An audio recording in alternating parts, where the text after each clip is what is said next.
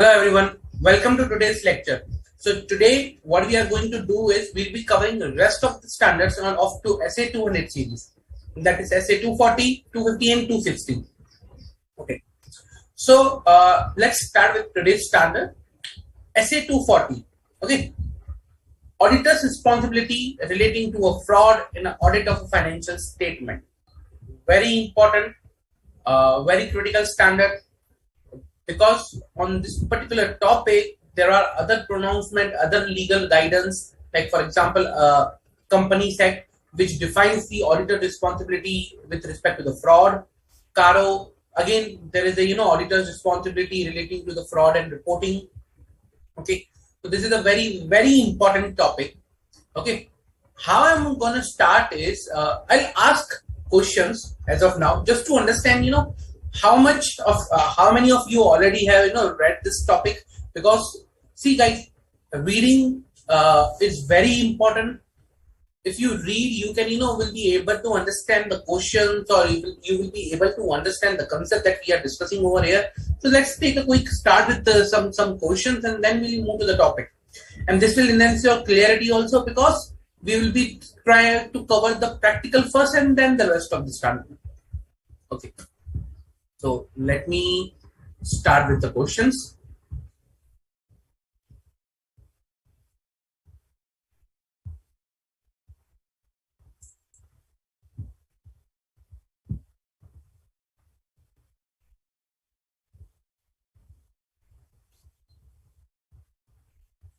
Okay, let's take this one first.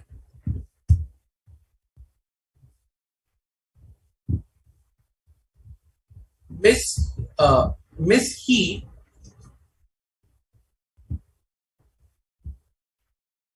the engagement partner, during the course of the audit, decided with her engagement manager not to consult with internal audit function of the entity on identification of actual suspected alleged fraud affecting the entity by them while discharging their responsibilities. As an engagement quality control reviewer, what guidance you will provide to the engagement partner and engagement manager on this from the below options? The internal audit function is a part of management, and hence it is useful to consult with them, as they always will protect management and will never reveal any fraud identified by them while discharging their duties. The internal audit function is a part of the entity, and hence any information provided by them cannot be counted as a piece of evidence, as they are not independent. For those entities that have an internal audit function, the auditor shall make an inquiry of the internal audit to determine whether if it has knowledge of any actual suspected alleged fraud activity affecting the entities, to obtain its view about the risk of fraud. This will provide more information to the auditor in assessing the risk of fraud. If the engagement partner personally knows the head of internal audit team in the entity, then he should approach to him for obtaining their views about the risk of fraud. However, the same should not be documented anywhere, as it will create conflict of interest between internal audit function and management. So basically, you need to understand, you need to answer that, okay, whether we can contact internal audit function to ask them about the risk of fraud and understand whether there has been any suspected or actual fraud. So the first two says that internal audit function is a part of management, and hence any information provided by them cannot be used for the purpose of our risk assessment, especially when I talk about risk of fraud. So you tell me whether we can or we cannot. What is the appropriate option here?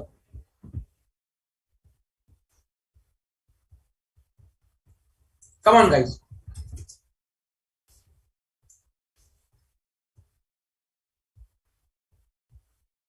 What is the appropriate option here?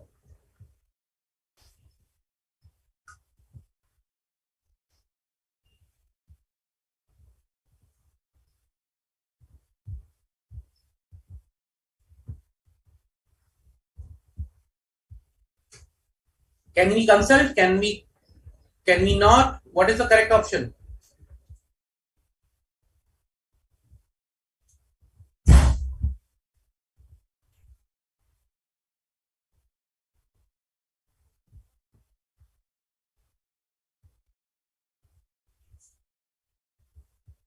See, SA 240 that we are going to cover in some time talks about auditor's responsibility with respect to the fraud in a financial statement. Okay. Now here, what they decided is not to consult with the internal audit function of the entity on identification of actual suspected or alleged fraud affecting the entity by them. So if you have something read before with respect to this standard, you will come to know, okay, what is the auditor's responsibility, whether auditor should or should not reach out to them.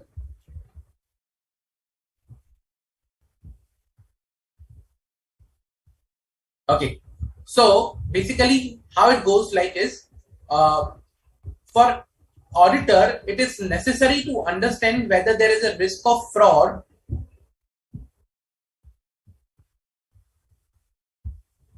for auditor, it is necessary to understand the risk of fraud in an entity. Okay. Now, fraud can be intentional, unintentional. Fraud can be, because of intentional things, intentional errors, we call it. Okay. And another thing is, fraud can be at the assertion level also. Assertion level, we have already discussed what are the assertions. Remember? Okay. Now, to understand whether actually the fraud is present at the assertion level or at the financial statement line item level. Okay, so what auditor requires to do is, auditor is required to perform certain things, certain activities like risk assessment. He needs to understand the entity, he needs to understand its environment, and for all those things, what he needs to do is he needs to gather evidence, he needs to gather information. Okay, he needs to consult with those charged with governance. He needs to speak to management, perform inquiries. So there are we'll see what activities the auditor is required to do. But out of them, there is one activity that auditor is required to do is also consulting with the internal audit function. So for those entities that have an internal audit function, the auditor is required to make inquiries of the internal audit function whether they have any knowledge of identified fraud, or they suspect that there is any fraud, or they think, okay, there could be a fraud, or there is a risk of fraud. So in that case, they need to perform that inquiry with the internal audit function if the function is present within the environment. So same way in our case also, in our example also, auditor is required to consult with the internal audit function with respect to the fraud. Okay. Now it may happen that internal audit function might have already done some exercise, and based on we'll see when we can rely upon the internal audit function, but based on certain conditions, we can even leverage their work, okay, for our purpose. So the correct answer here will be that for those entities, and for those entities where that have an internal audit function, the auditor shall make inquiries of internal audit to determine whether it has knowledge of actual suspected alleged fraud affecting the entity, and obtain its view about the risk of fraud. This will provide more information to the auditor in assessing the risk of fraud. Okay, so this is the correct answer.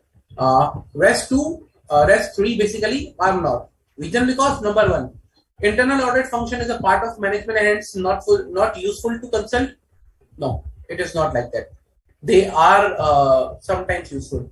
Internal audit function is a part of entity and hence any information provided by them cannot be counted as piece of evidence. Again, when you do audit, most of the evidence is provided by the management itself, who are the part of entity. So again, not correct. Last one. If the engagement partner personally knows the head of internal auditing, no. There is nothing, such mention that there should be a personal relation or something like that. Then only we rely. Again, the 4th one is also wrong. So the correct answer is 3. Okay? Clear? So, in an environment where there is an internal audit function present, auditor is required to consult to them to understand the risk of fraud. Okay? Now, let's come to the standard.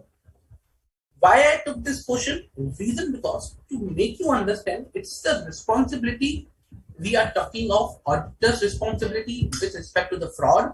Okay, what auditor is required to do with respect to the fraud risk in a financial statement. Like the way we saw that he is required to consult internal audit, we'll see what other things he is required to do with respect to this particular area. Okay, so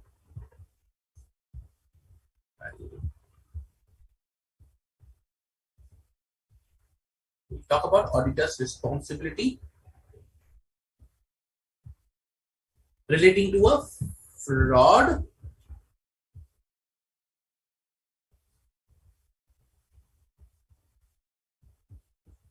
in a financial statement.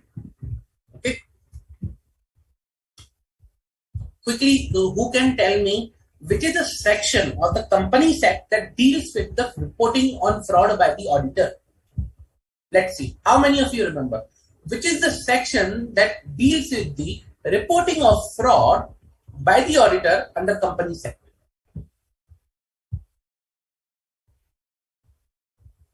Come on, guys.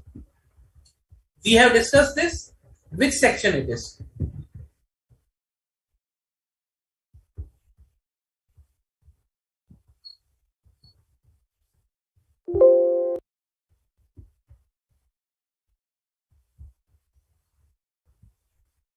Come on, guys. Which section it is? Reporting of fraud by auditor under Companies Act.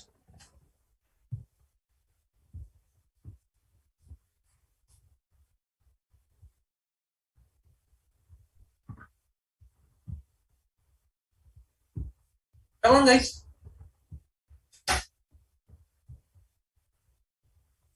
So the relevant section is 143.12, which talks about that they are required to report the fraud in case when there is a limit like 1 crore, less than 1 crore, more than 1 crore, different treatments basically with respect to that. Okay, so section 143 subsection 12 talks about reporting of fraud by auditor.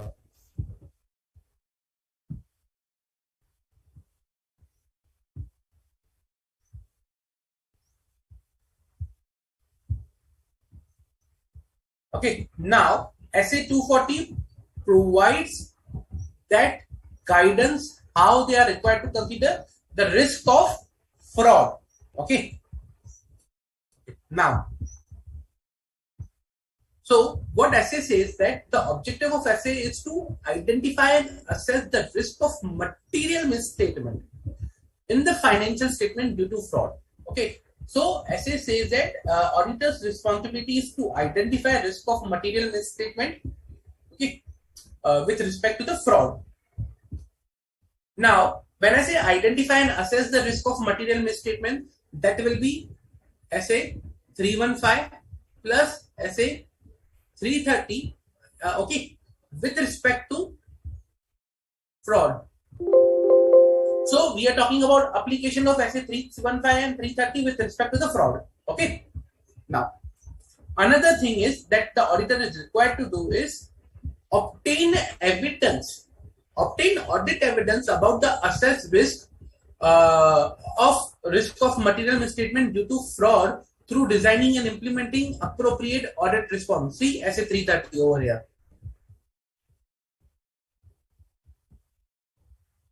Okay, so obtain sufficient and appropriate audit evidence and then respond appropriately to the identified fraud. First, understand where the fraud risk is there. Number 2, design the audit procedures for that. Number 3, once you design the audit procedures, you take the evidence and then respond appropriately to the identified or suspected fraud. That's the responsibility and objectives of auditor are for this under this standard. Okay. Now we'll be discussing around this area only. So there are certain requirements that talk about, okay, the auditor is required to follow these requirements in order to ensure or in order to achieve these objectives. What are these requirements? That first, auditor should maintain the professional skepticism throughout the audit test. We know, okay, fine. Maintain the professional skepticism. Number 2, auditor is required to understand the business and its environment, including internal control. Otherwise, how will you identify the fraud? You need to understand the business. Like for the first thing, that identify and assess the risk of material misstatement, I need to understand the entity, I need to understand the business. Fine, okay. Then the auditor is also required to assess. Okay, the auditor shall identify and assess the risk of material misstatement. So ROMM, risk of material misstatement. Okay, so risk of material misstatement. Now, so auditor is required to identify and assess the risk of material misstatement of due to fraud at financial statement level and at the assertion level. How assertion level? I'll tell you one example. Okay.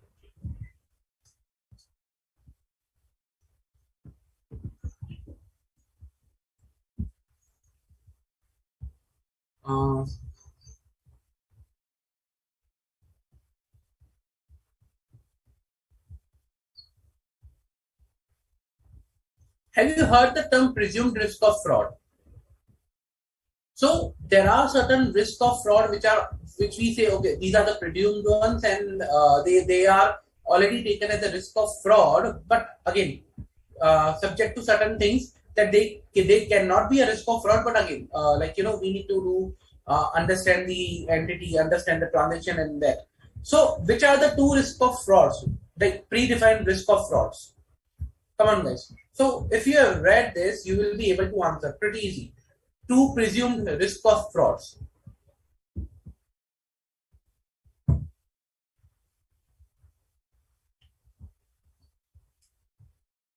It is a presumption that there are risks of fraud.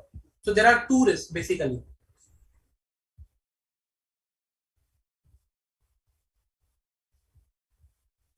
Come on.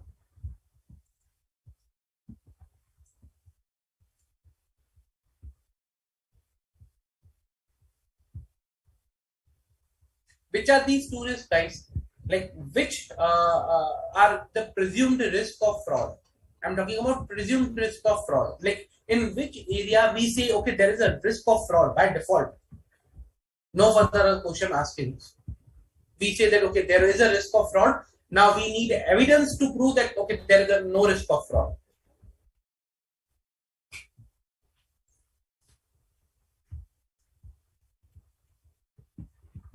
Come on.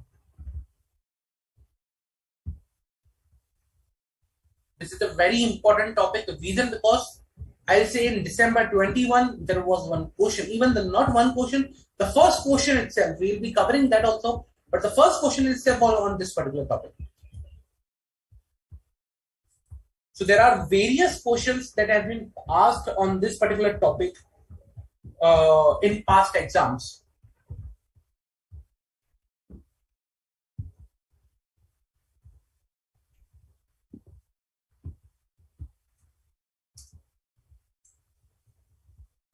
Come on, guys.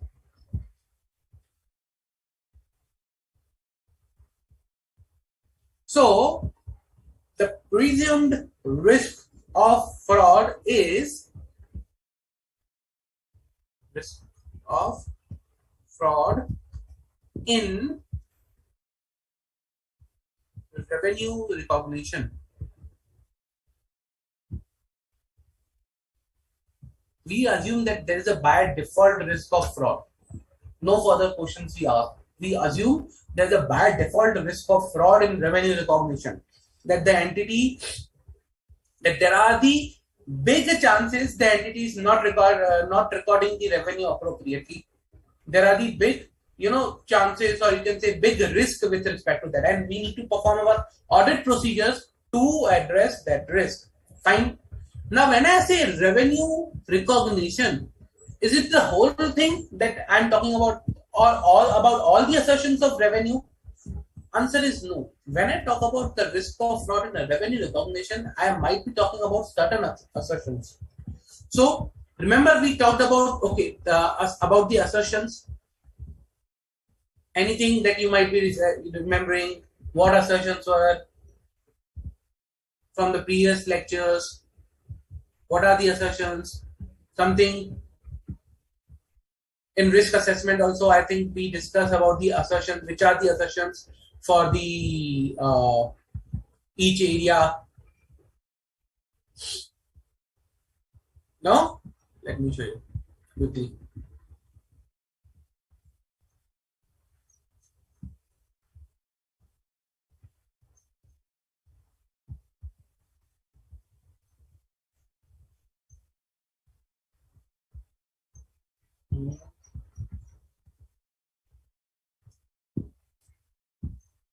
Remember, we were talking about something assertions like completeness, accuracy, cutoff, classification, occurrence.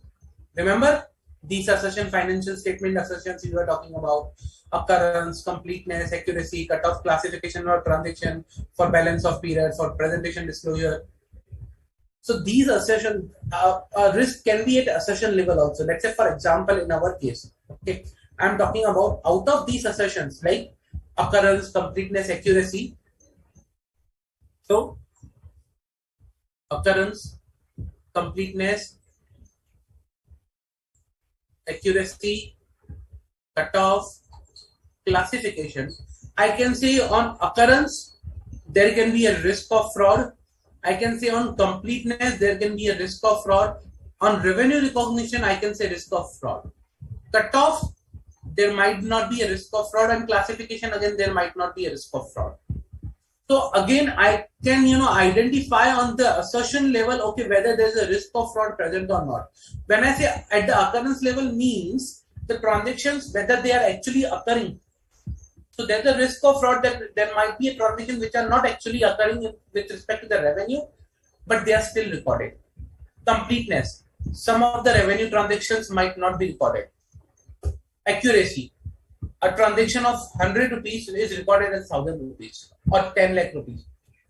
So all these things I can say there can be a risk of fraud, but at the assertion level. So I can assume I can decide whether there is a risk of fraud at the assertion level or not. Okay. So I need to assess at the assertion level. Fine. Presumed risk of fraud that we were talking about. Presumed risk of fraud in revenue recognition and management override of controls. It is by default presumed unless and until you have evidence and explanation available that why this is not the risk of fraud. Okay. Then auditor is required to assess risk of material misstatement. He is required to treat that assess risk of material misstatement as a significant risk. So when you identify a risk, you categorize that risk. Okay, let's say for example some risk might be a significant risk, some might not be. So risk of material misstatement due to fraud in a financial statement will be by default your significant risk. And the auditor is required to obtain understanding of the entity's related control relevant to such risk. Clear? Any doubt? So understand what we are talking about here. First, we identified what is the objective of auditor here with respect to this standard.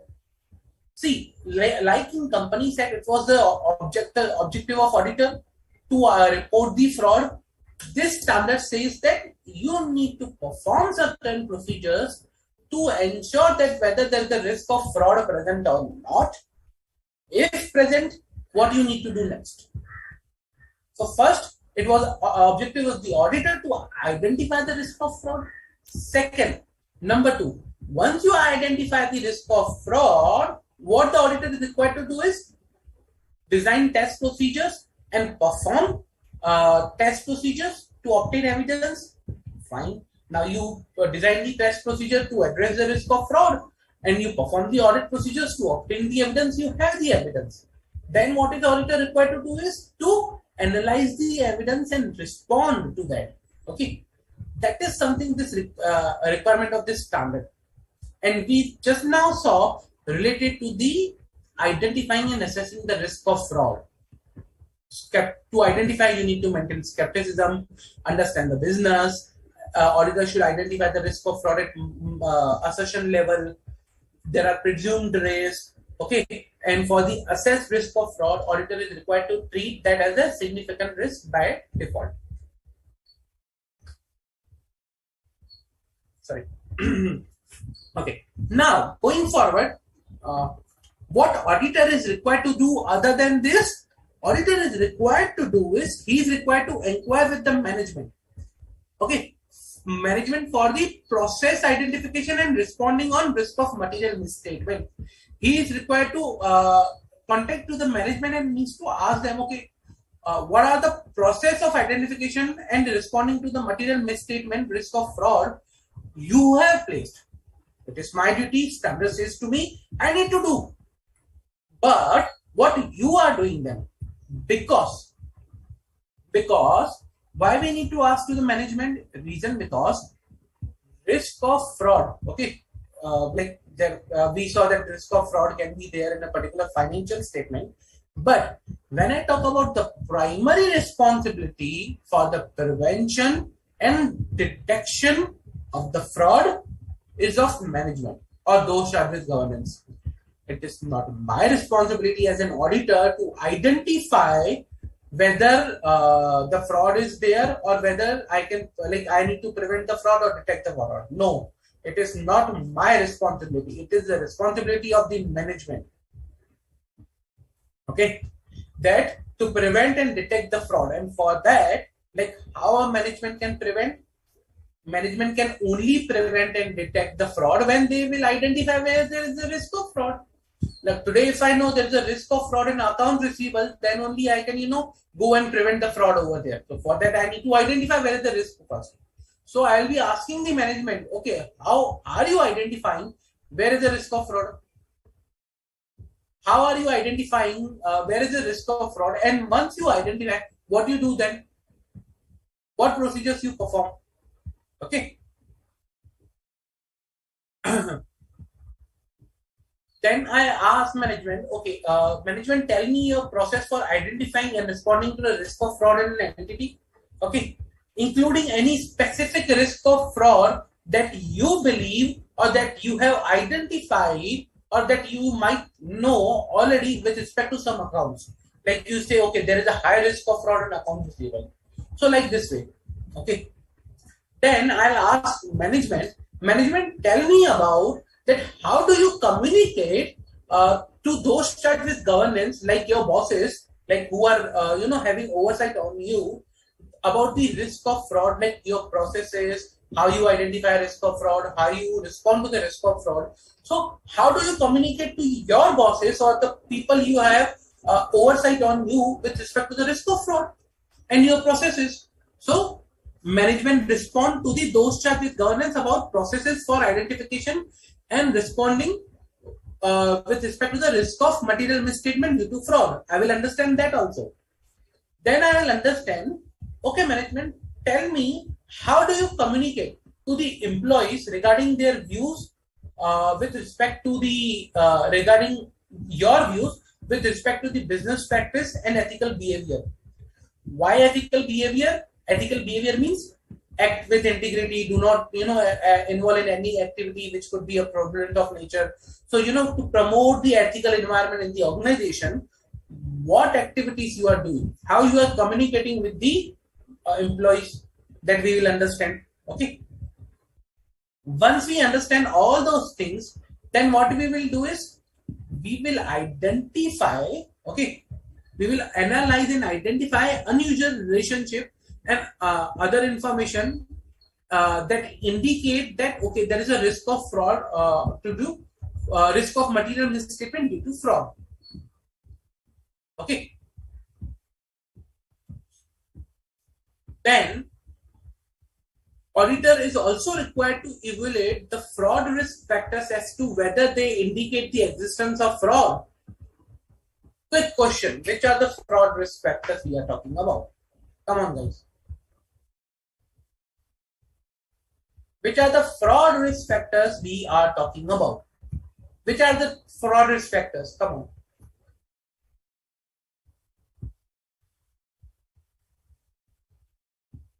Pretty easy. We have read it multiple times. We have read, we have seen this fraud risk factors multiple times. Multiple.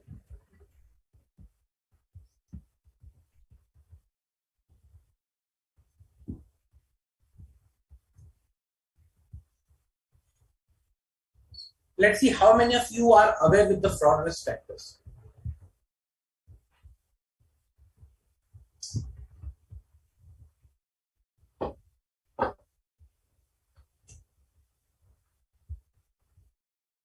So, when I talk about fraud risk factors, so they are incentive or remember fraud triangle: incentive or pressure to commit fraud, opportunity to commit fraud, and the third one was rationalization. Okay, these are the three fraud risk factors: incentive, opportunity, rationalization of a particular fraud risk factors. Come on, guys, pretty easy. It was pretty easy. Okay, so identify fraud risk factors and whether they exist. So if the fraud risk factors exist, so there is a high chances that there might be a fraud also. Okay, then management communication to the employees regarding ethics and business practice. We saw ask internal audit function about their assessment of findings. We already discussed in the start of the session itself this question. Ask those charged with governments how they are performing oversight over the management and its process. Means to ask management or ask management's boss that how do you ensure the management is performing their role appropriately. Okay, then once you identify, this was all with respect to identification of fraud risk factor. So these 2 points were with related to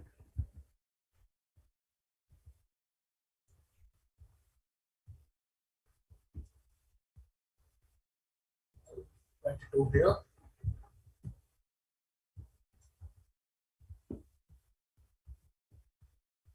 So 1 and 2. Okay, 1 and 2 were with respect to the identification of risk of material misstatement due to fraud. And usually when I talk about identification, you need to write identification and assessment. We do not only identify, we assess also. And when I say we assess, remember how much risk is significant or non-significant, what is the impact, likelihood, magnitude of the particular risk, so everything. So we do identify plus we assess also. Good. Okay. That was with respect to the identification and assessment of the fraud risk of material misstatement due to fraud. Now, creating a response to the risk of fraud that is identified, or we can say responding to the risk of fraud. Okay. Now, when we talk about identification, that is something SA 315. Now we will be dealing with SA 330. That is how we can prepare a response to the assessed risk of material misstatement due to fraud. First of all, what we need to do is assign and supervise personnel taking significant engagement responsibilities. So we need to make sure, okay, when we are, determining our audit plan, what we need to do is we need to assign and, supervise the personnel, taking account of, knowledge, skill, ability, or, their expertise in that particular area. And accordingly, we will be providing them significant element or responsibilities or significant, risk to assess, basically in an engagement. So, for example, a guy will be very senior, so I will be accordingly, I will be assigning him and I will be ensuring what are the, responsibilities that I can provide to him. Okay.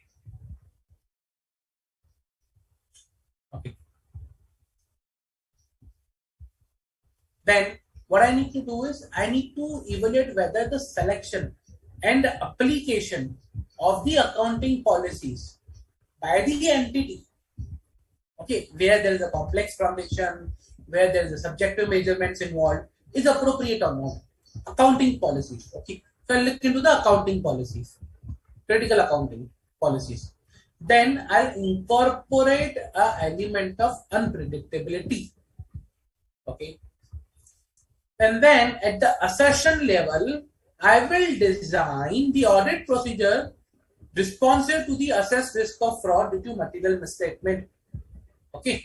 Risk of material misstatement due to fraud. So I'll design at the assertion level. Okay, fine. Now, remember I was talking about two controls, risk of fraud in revenue recognition. Another one is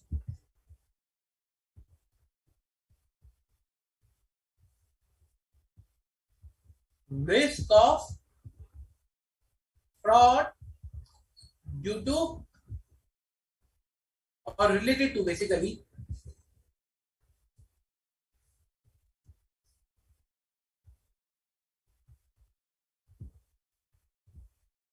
management override of controls. Management override of controls. Why this is assumed to be a risk of fraud? The reason because when I say management override of controls, management responsibility is to establish the internal controls in order to address risk, and the risk can be of fraud also. So if management has already defined some of the internal controls, now they are the person who are who are designing the internal controls. So if they are the person who are designing the internal controls, means they already have the access to bypass the internal controls. If I am designing something, I'll definitely keep a provision for myself that in future, if I want to bypass that control and if I don't want to follow that control, there should be way available to me. So I am the designer of that control. I will definitely keep. So there is always a chance that management can override the controls that they have implemented in the organization. Okay, there are full chances. That's why that's the second presumed risk of fraud. Okay. Now, to address that risk, what we do generally, okay. So there are two things basically, or 2 to 3 things that an auditor should do or must do, basically. So those are first, risk of management override of control is a default risk of fraud and significant risk of risk also. Why? Because when I say there's a risk of fraud, it becomes a significant risk. Second, I need to design audit procedures irrespective of auditor's assessment to this test. So I need to design audit procedures whether or not I think there is a risk of fraud or not, because this is a very critical area. What audit procedures I am talking about? First of all, test journal entries at the period end, unusual journal entries, super user journal entries. Inquire with the financial reporting team about any unusual journal entries they have seen. Test, estimate, and management biases in the previous year financials. So you see whether any judgment decisions made by management in accounting estimates, whether they reflect any management bias or possible bias on the part of management that might represent a risk of material misstatement. Okay. Test management decisions, like if management has taken certain decisions. So see, from a retrospective point of view, let's say for example, last year management made an estimate for the current year. So my management made an estimate that okay, in the next year, this will be the particular litigation estimate. Like okay, the litigation will be in favor, and this is the estimate. Management made certain estimate. In the last year or last year, we went into last year, we understood, okay, these are the estimates made by management. What is the actual outcome in front of those estimates? Management said, fine, the estimate is that we will not be paying anything in this litigation. But at the end, actually, we end up, paying a higher amount. So we'll analyze, okay, how management is accurate with respect to their judgments, estimates, decisions they are taking. And accordingly, we will see, okay, since last 2 years, whatever estimates management is making are going wrong. So currently also, we will not rely that much. Okay. Then testing non-recurring transactions. So if there are certain non-recurring transactions which are outside the normal course of business, we will be testing that also. And once we do all these things, along with that, what we need to do is we need to perform analytical procedures to determine whether there is a risk of fraud or risk or any fraud is there or not. Okay. So that was with respect to the fraud risk of management override of controls. Then once you do the testing, you need to evaluate what is the evidence that you have received, what was the result of your testing, and accordingly whether there is an indication of any fraud or not. Okay. Number two, you need to analyze if there is any material misstatement present, and if yes, then what is the impact on the financial statement. Okay. And accordingly, you might decide to perform additional procedures or might not. That is totally depending upon you. Okay, but your professional judgment. But usually, when you identify a material misstatement, you try to perform some more procedures. Let's say today, if I have identified account receivable, there is a misstated.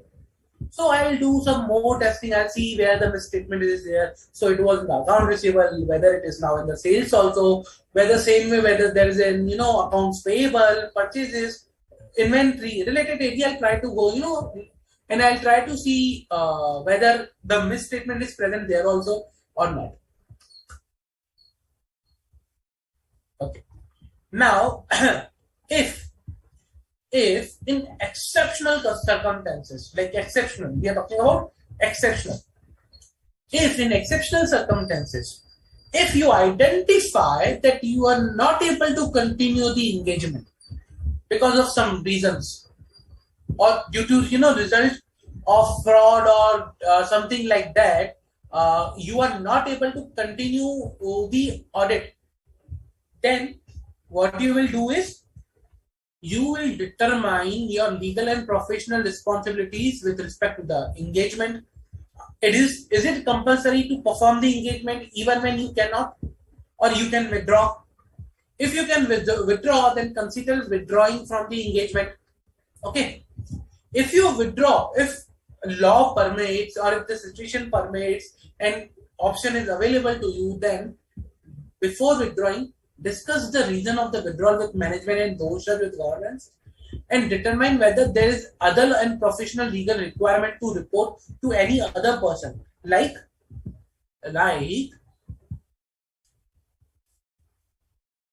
section 143(12) of Companies Act,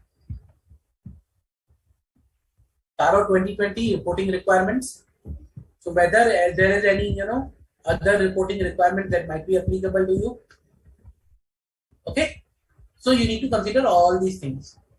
And the last thing is you need to obtain management representations, okay, acknowledging their responsibility, that it is their responsibility to design, implement, maintenance of internal controls to prevent and detect the fraud. Okay. Any doubt, guys? Any doubt?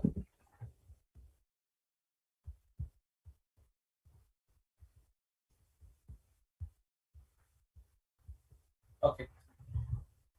If no further doubts, then I'll ask. No issue. Okay. Let me take you to some questions and let me ask you.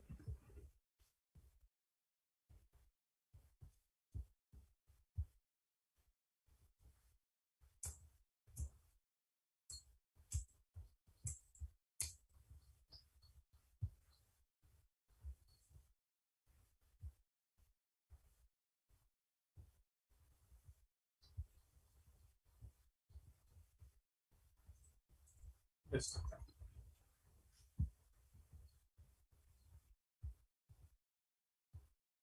Okay, let's discuss about this one.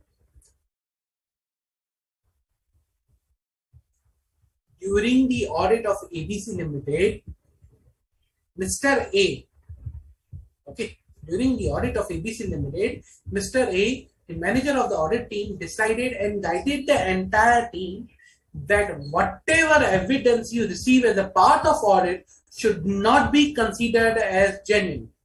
Should not be considered as genuine. Okay. Even though there is nothing which can let them believe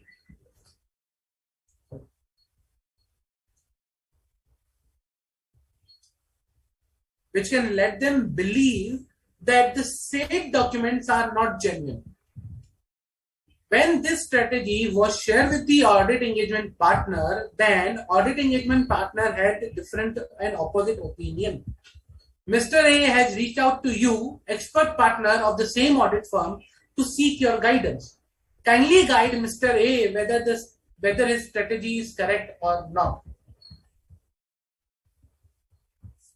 So kindly guide Mr. A whether his strategy is correct or not.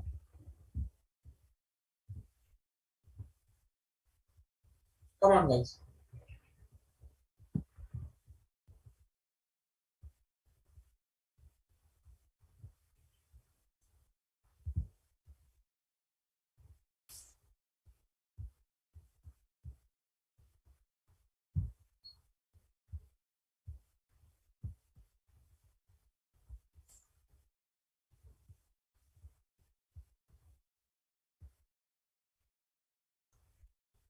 So whether their strategy is correct or not.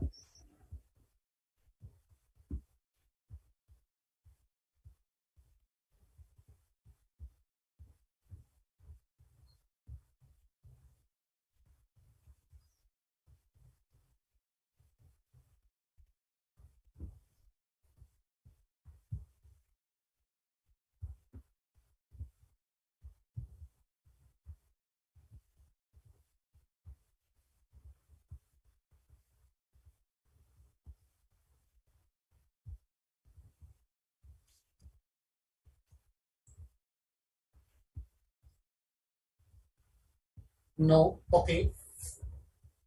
I received one answer. Come on, guys. Whether this strategy is correct or not.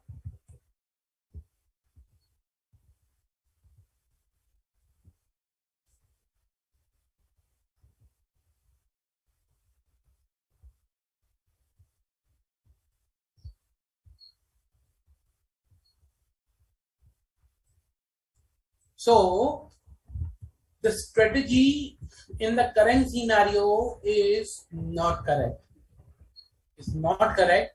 Reason because okay, the reason is that whatever evidence that we are receiving from the management, okay, whatever evidence. So unless there is a reason to believe, okay, that the evidence is not genuine or whatever documents we are receiving is not genuine, the auditor is required to accept these records and documents as a genuine. Okay. If there are conditions present that lead us to believe that a document may not be authentic or that in terms that document might have been modified, then I can investigate further and I can consider that as a non-genuine. But otherwise, I need to consider it as a genuine. Otherwise, what will happen is whatever document the management is providing to you, you will not consider genuine. And once you don't consider a document genuine, you need to perform some other procedures to evaluate whether the document that is provided is genuine or not. See how much of the big process will become unnecessary. So unless and until the auditor has a reason to believe that the audit document or evidence which is provided is not genuine, the auditor may accept the records and documents as genuine. Hence,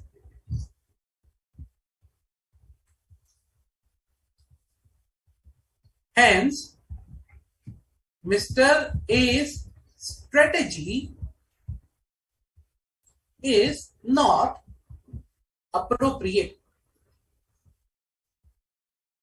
for the sake of identification of fraud, or for the sake of addressing the fraud risk in a financial statement, I cannot do that. I only what do you say, I only uh, consider certain documents as a genuine. I don't consider the rest of the documents as a genuine. So accordingly, I need to make sure that, okay, whatever documents are there, I will consider genuine unless and until there is a contrary evidence present. Okay. Any doubt, guys?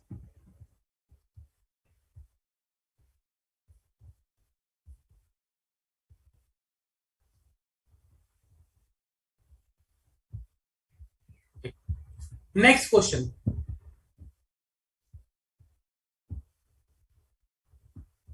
And Himanshi, your answer was correct. Next question. Mr. A, audit manager on the statutory audit of ABC Limited, decided the following changes in the audit program compared to the last year. So he decided to conduct the following changes in the audit program compared to the last year. Number one, conducting stock count in the month of January instead of month of March. Testing certain accounts having balances which is less than materiality level. For trade payable balances, to perform analytical procedures for top 10 and bottom 10 vendors instead of performing analytical procedures or testing for top 20 vendors as last year. So, three changes he is proposing compared to the last year. Now, if you are proposing any changes, anyone will ask a question why you are changing the audit program. Same way here also. When asked by the engagement partner why such changes are made to the audit program compared to the last year, the manager replied that on account of unpredictability element, to address the risk of material misstatement due to fraud, he made these changes. Engagement partner was not satisfied with the answer of the manager and has approached you, another senior signing partner in the firm, and have asked your guidance. Now you tell me whether these changes are appropriate or not. Simple. Whether the changes in the audit program are appropriate by the audit manager or audit manager is wrong in the current case.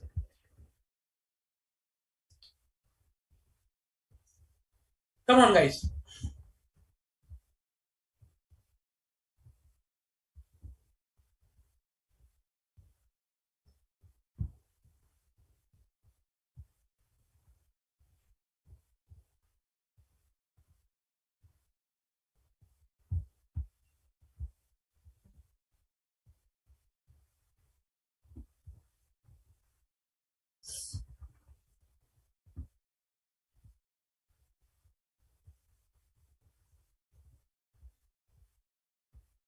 Come on, guys. Pretty easy. So we discussed this particular topic.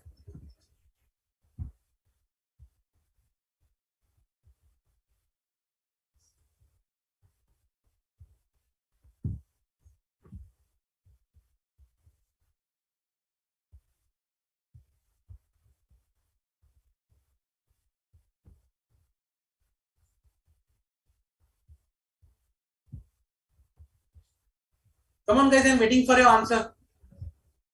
Whether these changes are appropriate or within the line or not.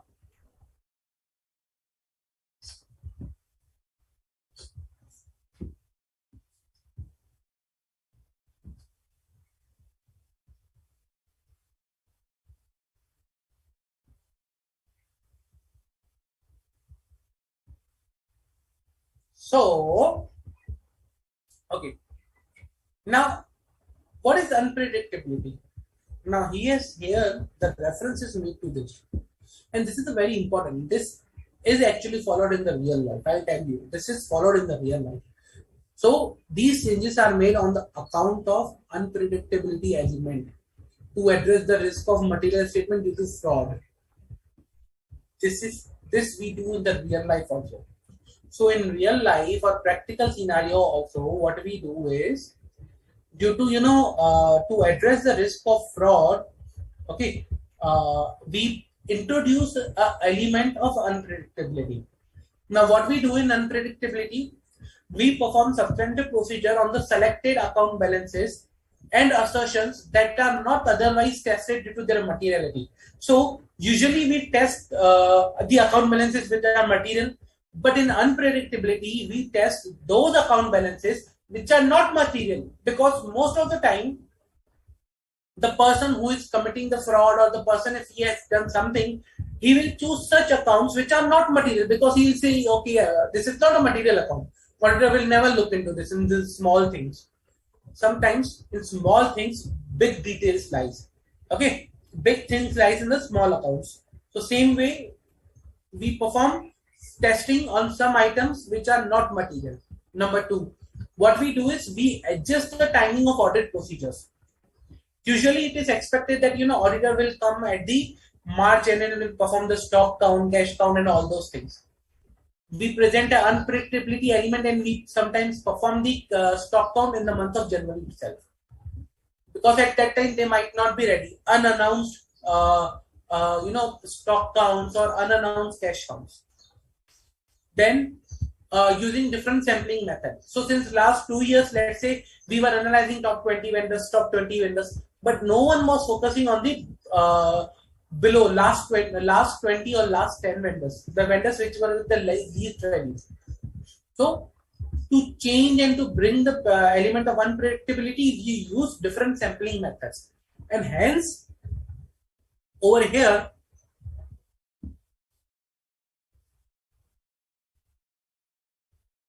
different period for audit procedures,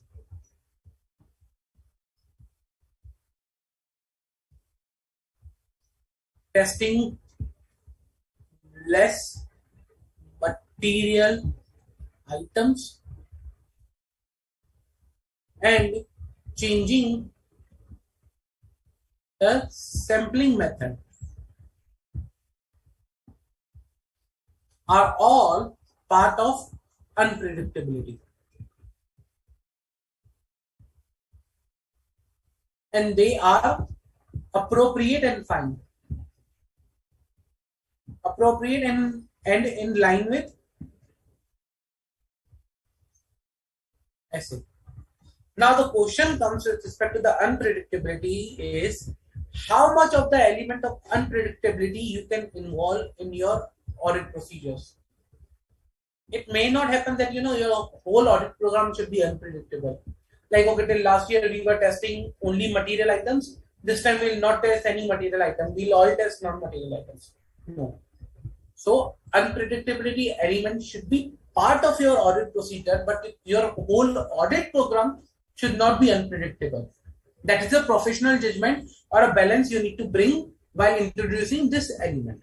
Okay. So in the current case, Mr. A, the manager, is appropriately correct. He can bring the unpredictability element.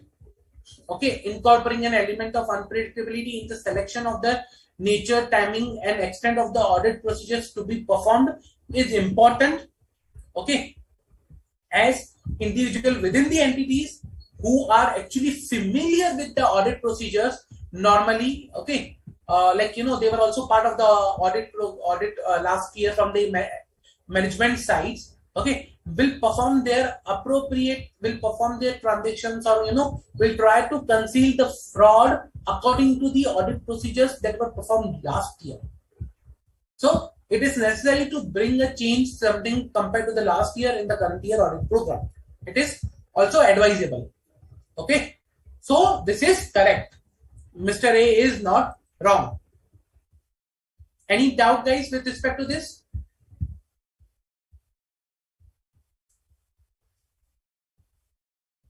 I hope, Shiva, you got the answer and understood.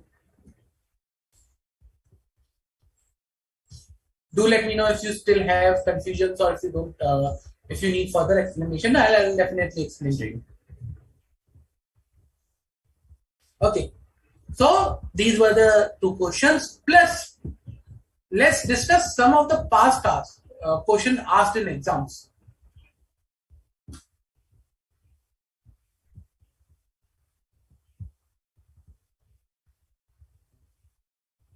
Now, this question was asked in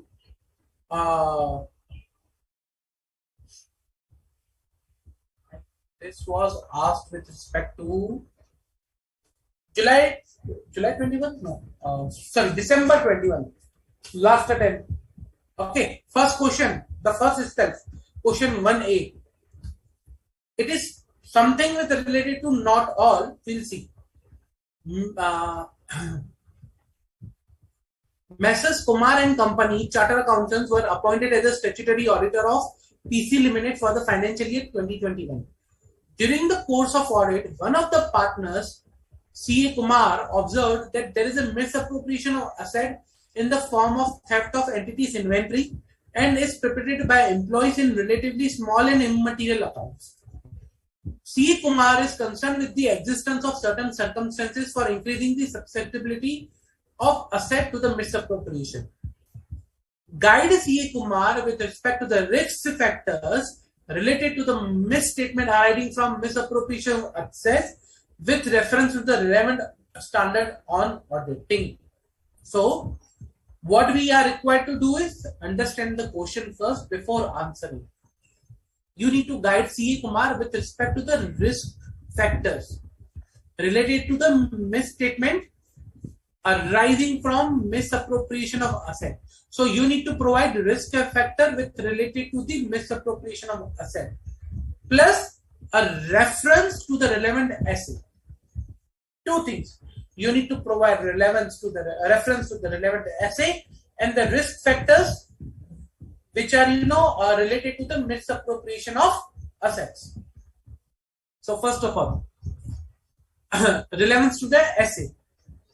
As per SA 240, auditor's responsibility relating to a fraud in a financial statement,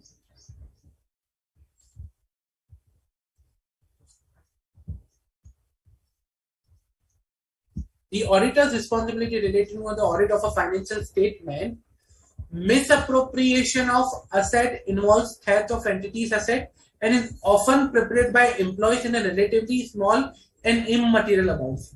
However, it can also involve management who are usually more able to disguise or conceal misappropriations in ways that are difficult to detect. Okay.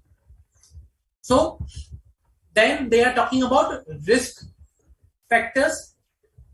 Remember, I asked the question, which are the fraud risk factors? Incentive, pressure, opportunity, okay, rationalization. So then they provided some fraud risk factors. Misappropriation can be established in various ways, including stealing physical asset, intellectual property, and all those things. Risk factors that are related to misstatement arising from misappropriation of assets, also classified according to the three conditions generally present when fraud exists: incentive, pressure, opportunities, rationalization, and these are present over here. Some examples which are given in the suggested answer. So earlier when I asked the question of the risk factors, it was the question that was asked in December 21 for the 5 marks. That's why please read the topic when we start a topic. Reason because one, you will have a good understanding that what we are discussing. Number two, it may happen in the next attempt that that might be an important topic and you might receive a question on that. But again, or you might have received a question in the past.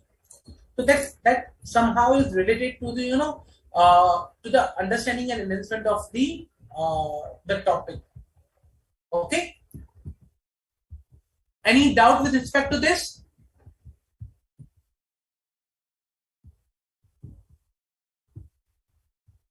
Any doubt? Okay, no doubt. Let me take you through one more question then.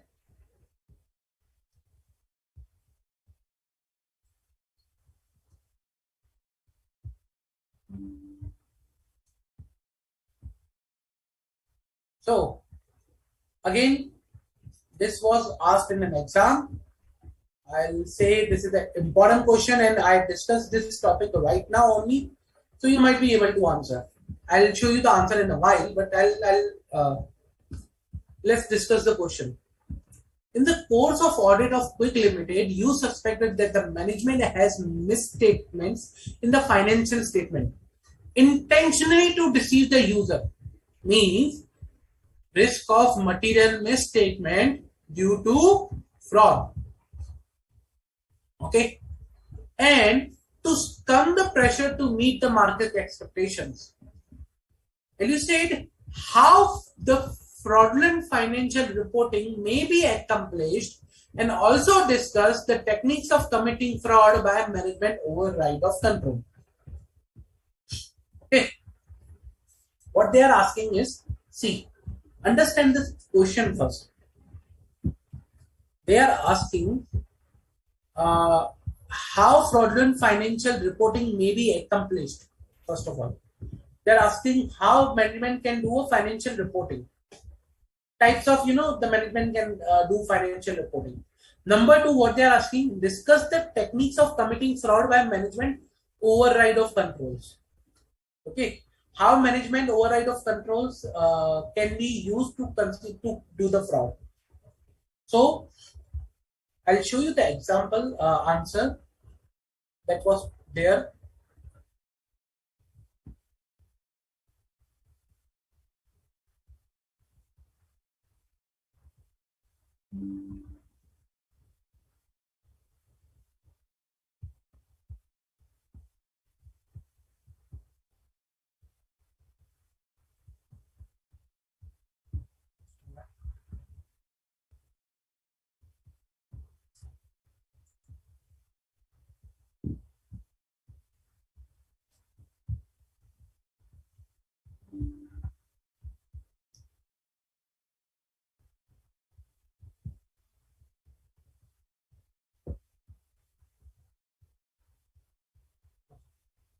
So the answer goes like, in the given case, the management of the Quick Limited has made intentional misstatement to deceive the users in order to meet market expectation. Auditor is suspecting such intentional behavior of management in such situation. SA 240 discusses how fraudulent financial reporting may be accomplished, and also discusses the techniques of committing fraud by management override of control. So SA 240, that is auditor's responsibility relating to fraud in a financial statement. The fraudulent financial reporting may be accomplished by manipulation, falsification, alteration, misrepresentation or intentional omission, intentional misapplication of accounting principles. Okay. Also, management overall of controls, usually controls that otherwise may appear to be operating effectively. The fraud can be committed by recording fictitious journal entries. That's why, remember, we test journal entries, inappropriate adjustment assumptions, and changing judgments. Remember, we are talking about testing of estimates. Then omitting, advancing, or delaying recognition in financial statement events and transactions that have occurred during reporting period. Concealing or not disclosing facts that could amount to that affect the amounts recorded in the financial statement. Engaging in complex transactions, altering a record relating to the significant usual transactions. So this is how management can commit fraud by management override of controls. So this was one of the questions that was asked in November, if I'm not wrong, November 2020. The question was 6B. 5 marks again.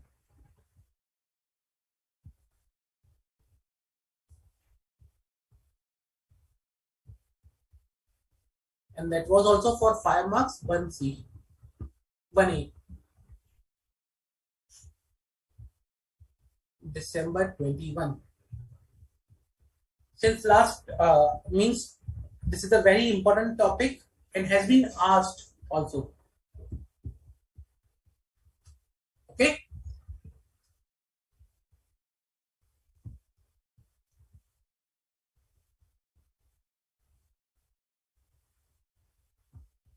So any doubts? Any doubts till now, guys?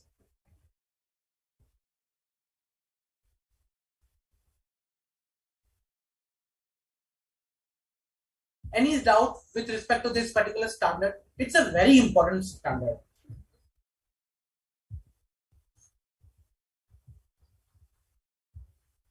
Very, very important, I'll say. Reason because it focuses on the auditor's responsibility. Okay, how to identify fraud, how to assess the fraud, and what to do when you identify the risk of fraud, risk of material misstatement due to fraud.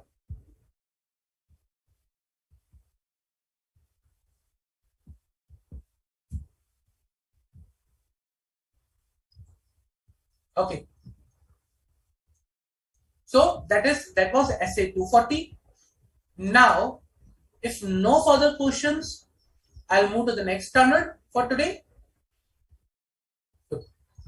So the next standard for today is essay 250. Before starting the standard, I'll ask you one question. Before starting the standard, how many of you can tell me at least the name of the standard? Let's see. Pretty easy. Come on. Let's see how many of you are aware with the name of the standard. Rest thing is fine. We'll discuss the standard, but how many of you are aware with the name? Come on, guys.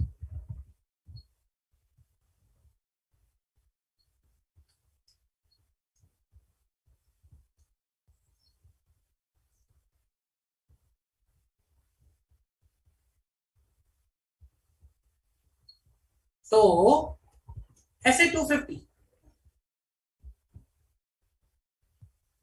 You can easily tell. Okay.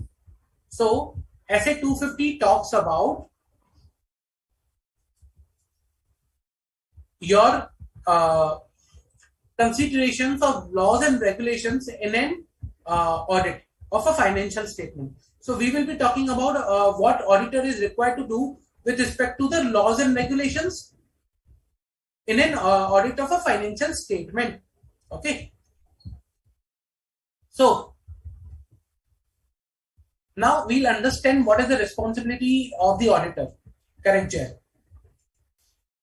First of all, whenever I talk about laws and regulations of an audit of financial statement, okay, it is again, we need to understand what is the responsibility of the management and what is the responsibility of the auditor, first of all.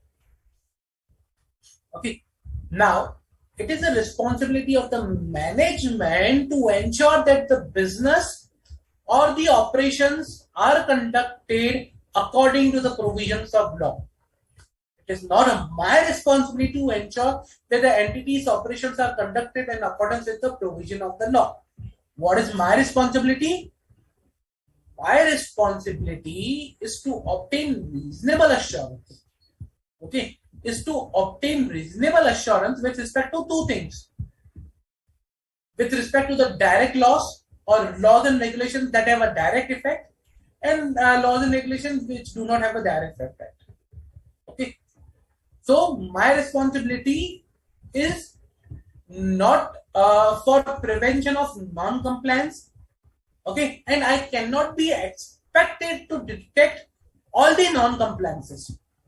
My responsibility is not with respect to the prevention of the non-compliance or detection of all the non-compliance.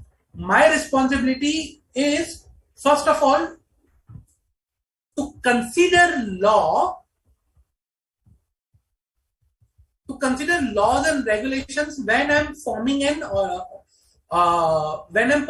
audit of financial statement. Okay, I need to obtain sufficient and appropriate audit evidence regarding the compliance with laws and regulations. When I say sufficient and appropriate audit evidence to provide reasonable assurance. Okay. Now, there are two types of laws that I told you that I will be taking care of. One, that have a direct effect. Okay. To perform specified audit procedures to identify instances of non-compliance having material effect. To respond appropriately to identify non-compliance suspected or identified. Okay. So, I will not be expected to detect all the non-compliances, but certain non-compliances to ensure that I can provide a reasonable assurance.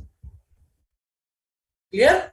Okay. Now, so as I told you, there are two type of laws which are applicable or where I will be involved into. Okay.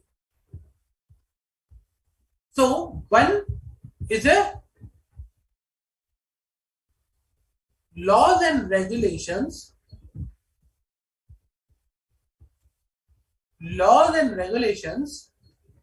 having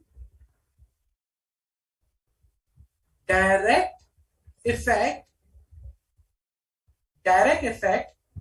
okay, on the determination of material amounts and disclosure of financial statements. So you can say direct effect on financial statement. Second, laws and regulations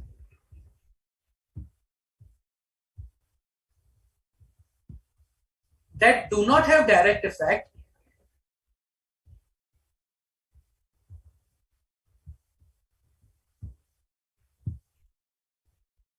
on financial statement.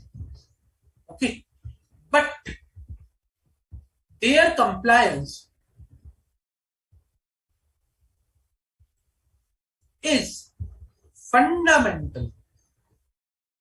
Their compliance is fundamental to operate the business.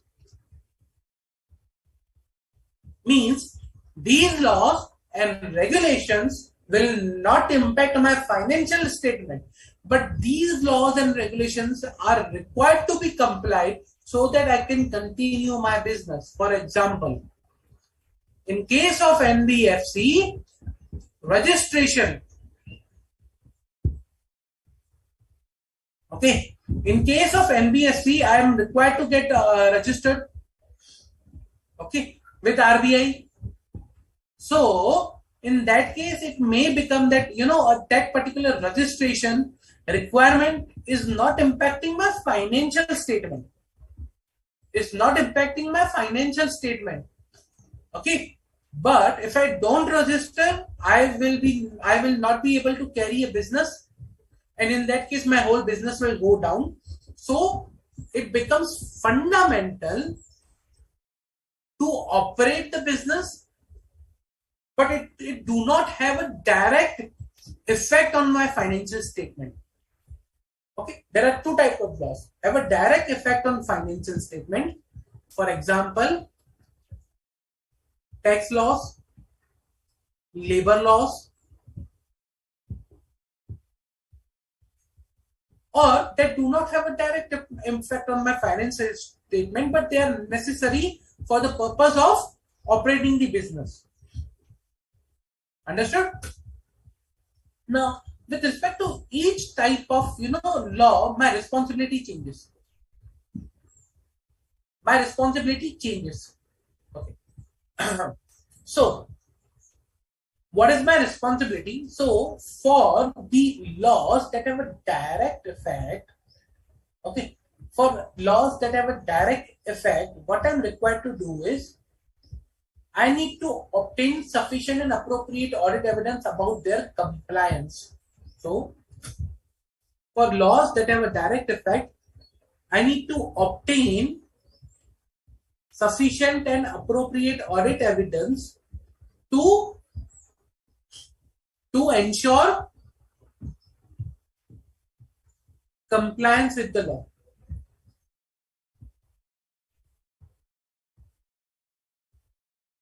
Okay. For the laws that do not have a direct effect, what I need to do is I need to perform specific audit procedures, okay, to identify non-compliances,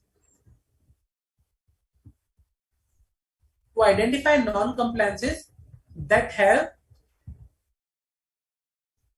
material impact on FS, on financial statement.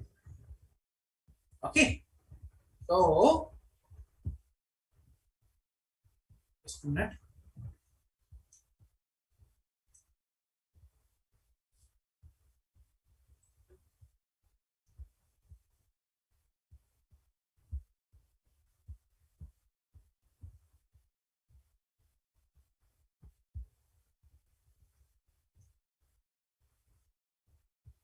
So I will perform specific audit procedures that will have a material impact on the financial statement to identify those non-compliances. Okay, what is the difference? Here I need to ensure compliance. Here I need to identify non-compliance that have a material impact. Means in the first case, I need to make sure that there is no non-compliance. In the second case, I need to identify non-compliance that are only material, that has only have a material effect. So I'm not bothered with all the compliances, but I'm bothered with the only certain non-compliances that can have a material impact. Clear? That is the difference for these two type of laws and regulations with respect to a financial statement or an entity.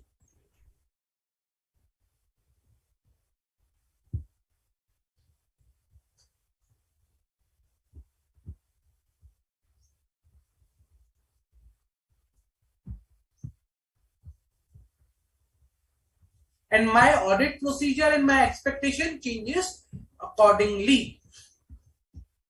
Clear? Any doubt? If you understood this particular thing, I think you have already understood 50% of the standard.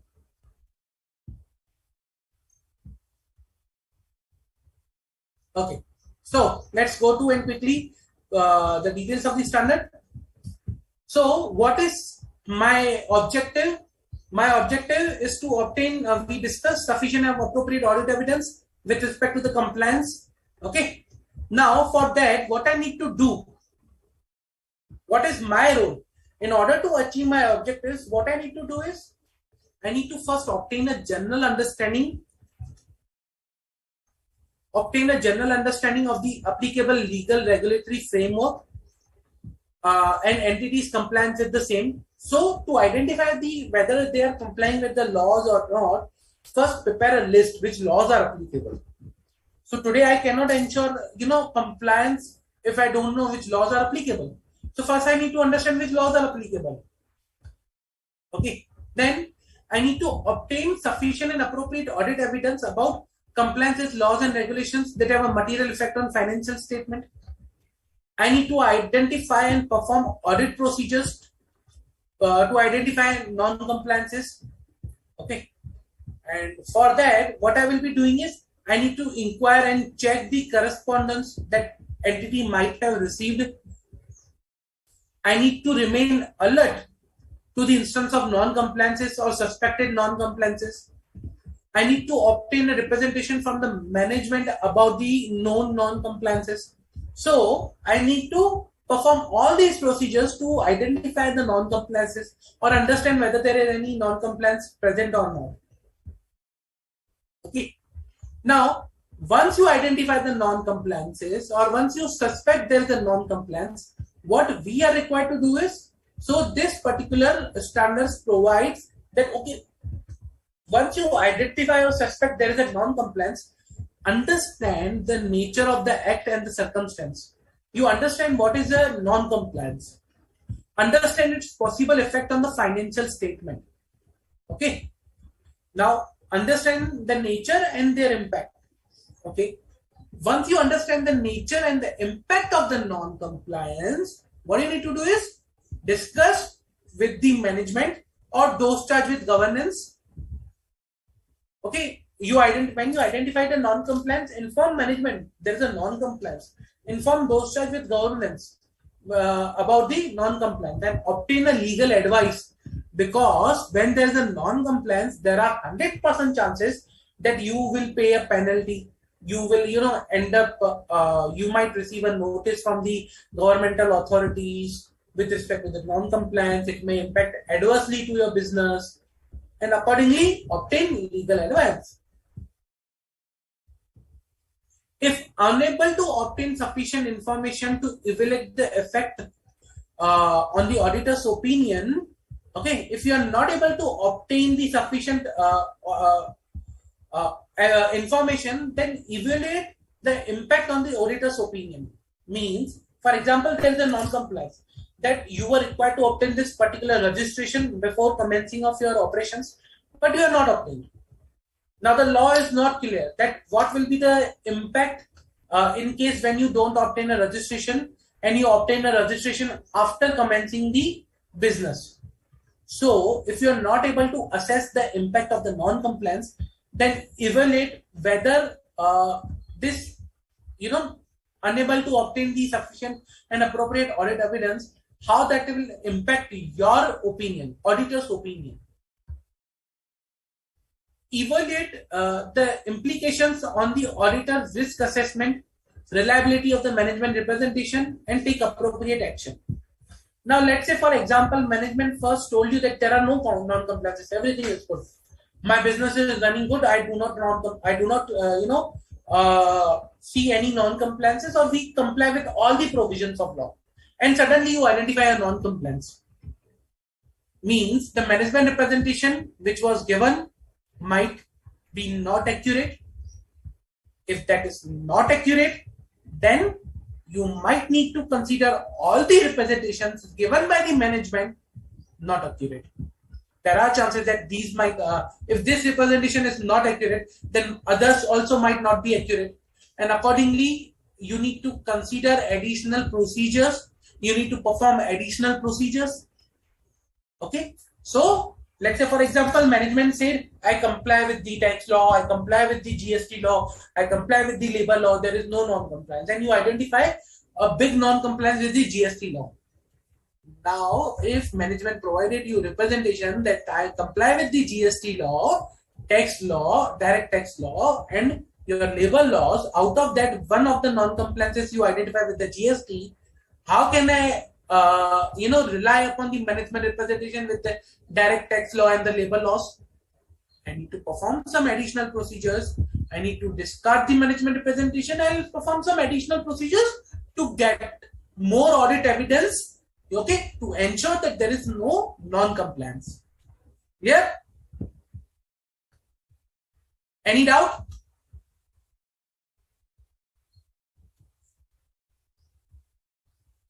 Okay. Once I identify a non-compliance or I suspect there is a non-compliance, I'll communicate to the matter to the George Charges governance. And if the non-compliance is intentional or material, I'll communicate immediately unless and until management or those charges governance are not involved. Let's say when there is an intentional non-compliance. Intentional means they knew and they specifically did not comply with them.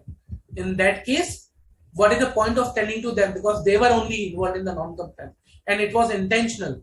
So I need to inform to some higher authority. Higher authority, maybe audit committee, board of directors, or accordingly, if they are involved, then I might think informing governmental authorities. Okay. If I identify non-compliance, I need to evaluate its impact on the financial statement, and accordingly, I may require to issue a qualified or adverse audit opinion. Number two, if I'm not able to conclude the effect of the non-compliance, I might issue a qualified or disclaimer of opinion. Okay.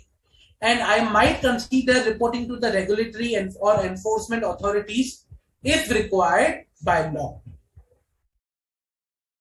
Clear? Any doubt with respect to the consideration of laws and regulations and audit of a financial statement? It's a pretty simple. I will not invest much time on the standard because that standard is a pretty simple. There is nothing much. Okay. So there is one question: sufficient and appropriate audit evidence example to ensure compliance. Okay. How we can obtain sufficient and appropriate audit evidence to ensure we are complied with the laws? That totally depends upon what type of compliance you are looking for. For example, compliance with LODR regulations. Okay, SAP LODR regulations. Now, for that, let's say hypothetical example. Let's say there is a requirement with respect to the directorship in SEBI LODR. So, okay, a director cannot be an independent director cannot be a director in more than 7 listed entities, if I'm not wrong. Okay, let's say hypothetical example I'm talking about.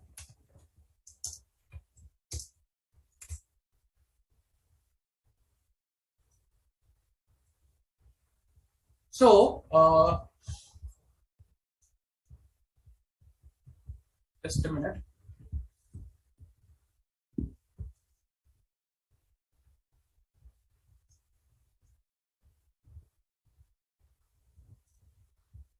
I'll tell you with one example so that it will be very easy for you to understand.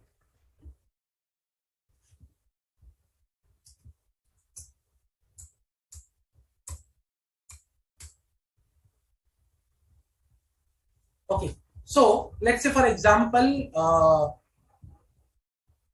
not directorship, let's go for the audit committee. Okay, with respect to the audit committee. Now there is a regulation 18 of SEBI LODR regulations which says that audit committee shall have a minimum of 3 directors as a member. Okay, and at least 2/3 of the members of the audit committee shall be independent directors.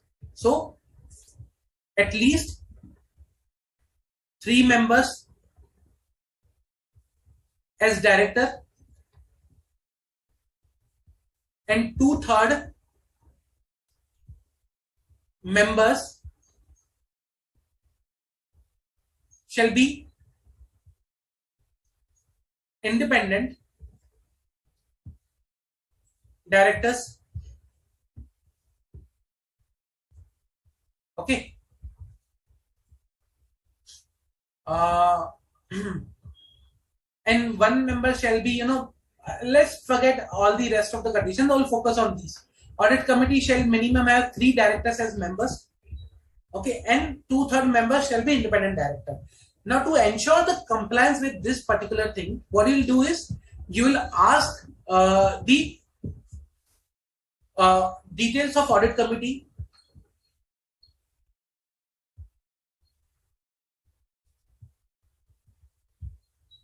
Okay, now I'll ask the details of audit committee. Who are the members of audit committee? Okay, number 2, you'll obtain details of those directors who are members. So details of members.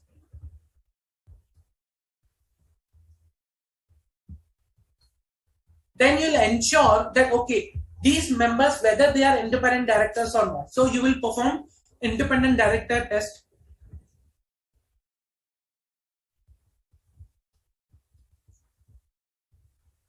Whether these are independent directors or not, and you will ensure that 2/3 are independent director. Like this way, you will ensure compliance with laws and regulation. Okay, so you'll perform all these things to gather sufficient and appropriate audit evidence. Clear? So this is how we obtain sufficient and appropriate audit evidence, and we perform audit procedures to obtain the sufficient and appropriate audit evidence.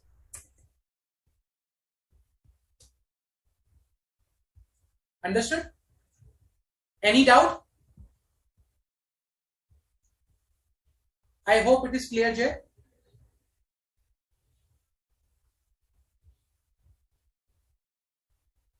Okay. What we do is, let's take a quick 10-minute break. We'll gather back and we'll solve the questions for this particular standard. Okay. We'll see some of the past questions also, and then we'll continue for the next standard. Okay. Let's take quick 10-minute break and we'll gather again.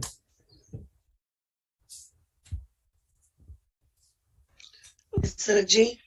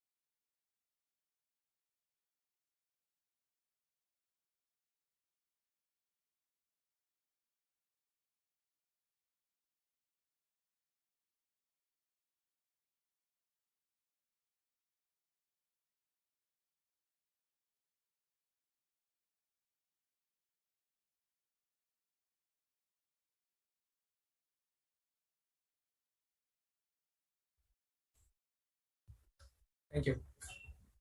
Hello everyone, welcome back. Let's continue our topic of SA 250. Okay. So before break, we discussed about the SA 250, considering laws and regulation and audit of audit of a financial statement. Now we will be seeing some of the MCQs for that. Okay.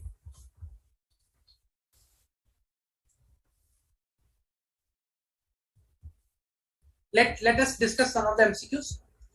As per Mr. Lee, one of the directors of the chief directors and CFO of Good Books Limited, the auditor is responsible for identification of all non-compliance with laws and regulations applicable to the organization. They should detect all the non-compliance of the laws and regulations while performing their audit. SA 250, as per SA 250, what will be your opinion as an engagement partner of the audit team on this? So you need to provide what is your opinion that whether the auditor is required to detect or not. Pretty easy. Let's see the option. Yes, auditor is responsible for identification and detection of all the non-compliances of laws and regulations which are applicable to the organization. As per SF 250, the auditor is only responsible for the identification of non-compliances of laws and regulations which are directly applicable to the entity in preparation and presentation of their general purpose financial statement. For example, Income Tax Act, Companies Act, SEBI regulations. For all indirect laws that are related to the day-to-day operation and other activities like payment of wages or factories act, auditor is not required to identify or detect non-compliances. Auditor is not responsible for preventing non-compliances that cannot be expected to detect non-compliance with all the laws and regulations.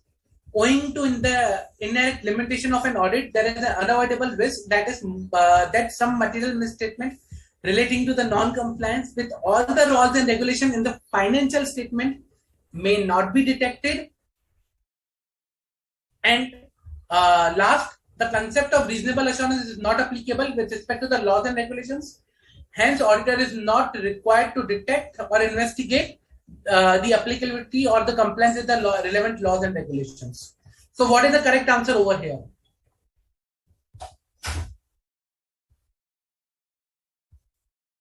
Yes, the auditor is responsible for identification. First option. Second, auditor only responsible for the identification of the non-compliance of laws and regulations which are directly applicable to the entity. And for all indirect, the auditor is not required to identify or detect non-compliance. The auditor is not responsible for preventing of non-compliance and cannot be expected to detect non-compliance with all the laws and regulations. Point number C.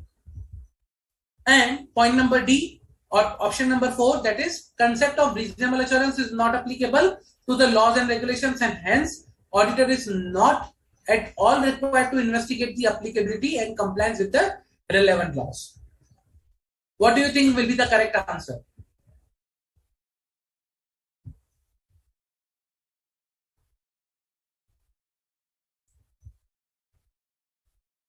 So, correct, Jay. So, in the current case, let's understand the options and then we'll identify the correct answer. First one says that auditor is responsible for identification, detection of all the non-compliance. Sorry, that is not the responsibility of the auditor. Auditor's responsibility is not to detect all the non-compliances. So the first one is incorrect because it is not the responsibility of auditor to detect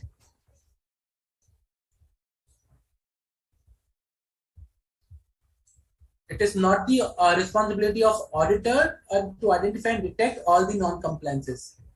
So no, not also this one. Then the second option, okay. Let me do this. So because of this, I say it's the wrong answer. Second one, SA 250, the auditor is only responsible for identification of non-compliance of laws and regulations which are directly applicable. For the indirect, so what is saying is, for direct, I am responsible. Auditor is only responsible for direct, which are direct. For all indirect, auditor is not required to identify. Auditor is not required. Then, is it so? Like for direct only we are required to identify, for indirect we are not? Answer is no. For indirect there is some responsibility. We'll see that. Option number 3. Auditor is not responsible for preventing non-compliance and cannot be expected to detect non-compliance with all the laws and regulations. That is correct. Owing to the inherent limitations of an audit, there is an unavoidable risk that some material misstatement relating to the non-compliance with laws and regulations in the financial statement may not be detected. So this is the correct. And again, if 3 is correct, the concept of reasonable assurance is not applicable. That is wrong, because with respect to the indirect one, we are required to provide reasonable assurance. Even with the direct one, for direct one, the reasonable assurance with the compliance. For the indirect one, reasonable assurance with respect to the non-compliance, material non-compliances. So reasonable assurance is applicable. So hence, 4th is also incorrect. So correct answer is 3rd. Okay. Then let us go with another question. Okay.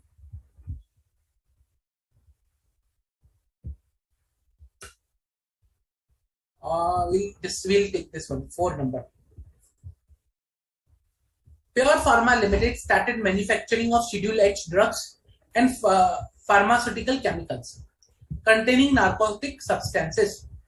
These drugs and chemicals are commonly known as high-powered drugs and medicines, HPD medicines. Although the company is well established in the pharma sector for last 10 years, Pure Pharma Limited started manufacturing HPD medicines 10 months ago. The company recently received a huge contract to supply HPD medicines for a continuous period of 2 years. To fulfill that order, company purchased huge raw materials required to produce HPD medicines. The raw material also contained narcotic and contraband substances, which can only be procured if the company has appropriate license to hold such material as inventory. Okay.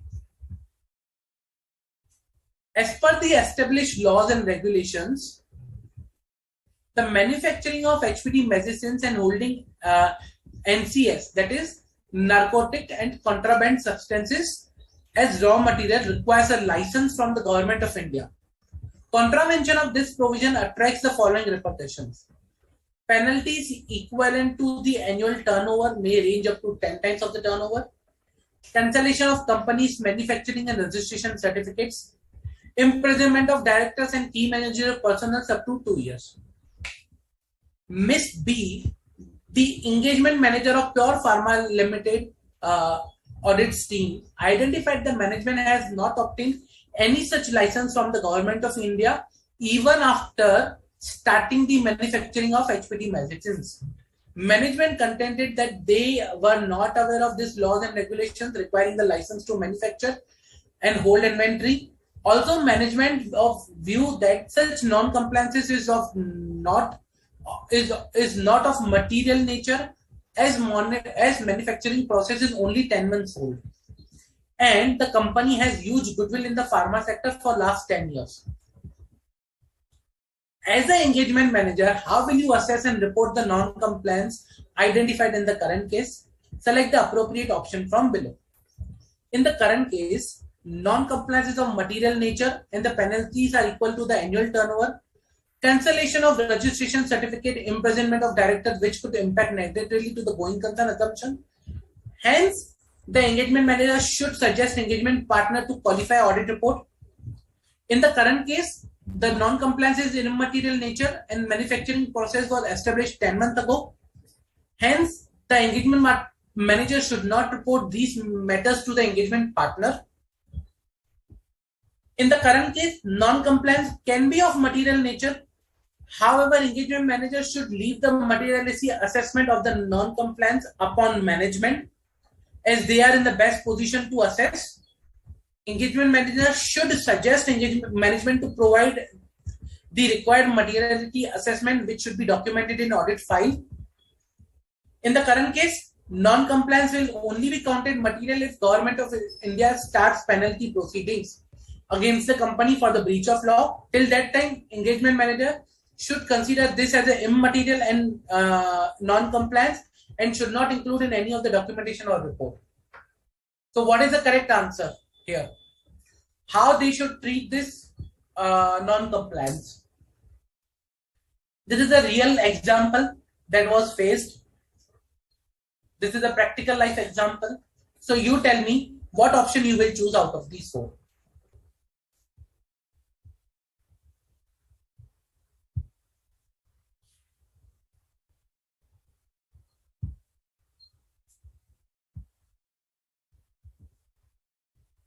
Come on, guys.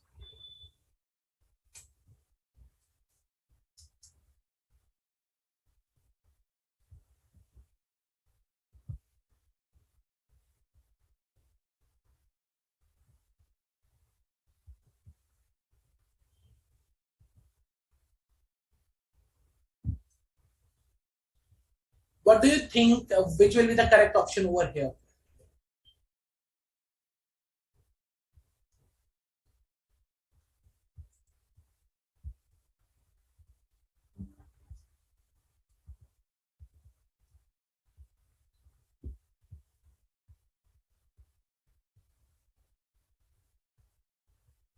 What is the correct option do you think, guys, will be there out of 1 to 4?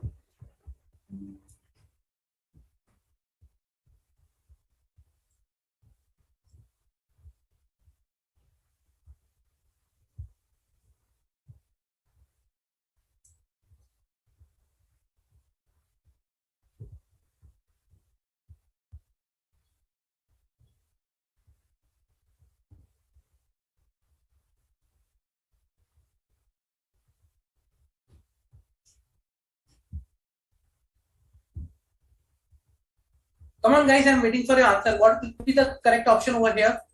Like, which option is the correct? So you need to understand whether this non-compliance is of material nature or of not material nature, and what should be the process or what should be the decision that should engagement manager should take with respect to this non-compliance.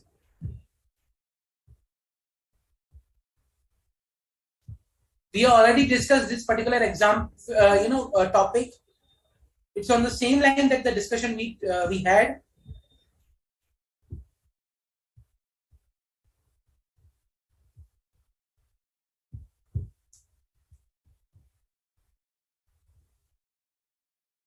Okay, so in the current case, you need to first assess the impact of the non-compliance. This is the impact of non-compliance. Now understand whether this is material or not. I am saying a penalty is equivalent to annual turnover, which may range up to 10 times of the annual turnover. Cancellation of companies' manufacturing and registration certificates, imprisonment of directors. This is material. Impact of non-compliance, material. By default, by seeing the impact, I can say this is material. And this, if this is material, then the first answer, the non-compliance is of material nature. And it could impact negatively to the going concern assumption. Hence, engagement manager should suggest engagement partner to qualify the audit report or even issue the adverse opinion if if there is a material non-compliance. Here it is a material non-compliance. So the correct option will be A. Why not 2, 3, 4? 2 because it is not of a so it is either immaterial nature. That is wrong. Then in the next case, it says that engagement manager should leave the materiality assessment of non-compliance upon management. Again, that is wrong. You should be doing the materiality assessment. In current case, non-compliance will only be counted if material if Government of India starts penalty proceeding. Wrong. It is not when the penalty proceeding starts. It's about the nature and the impact that we assess. So option A is the correct one. Correct, Jay.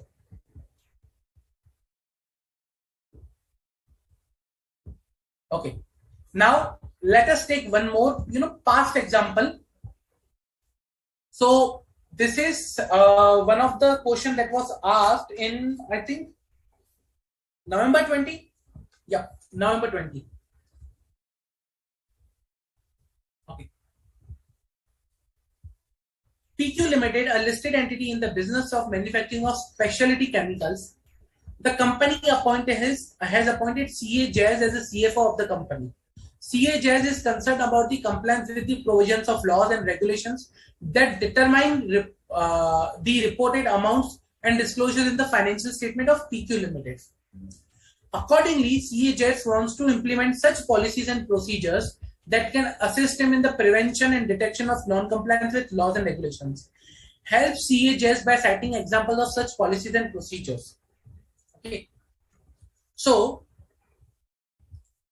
in PQ Limited listed entity, CAJ has been appointed CFO. PQ in the business of manufacturing of specialty chemicals. CAJ is concerned about compliance with the provisions of laws, okay, and wants to implement policies and procedures that will assist him in prevention and detection of non-compliance. Okay. Now CAJ wants some examples. So, as per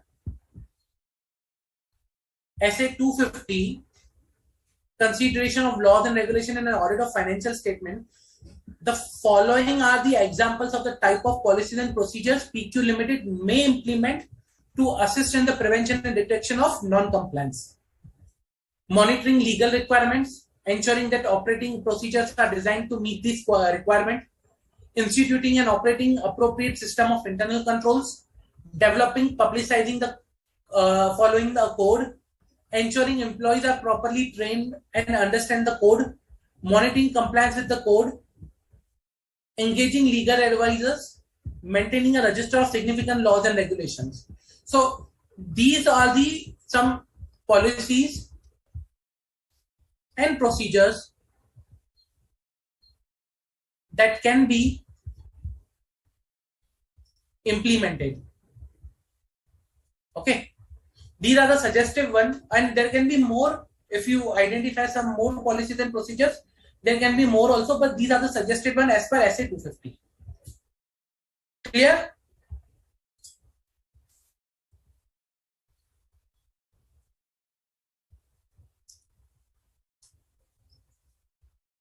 Any doubts?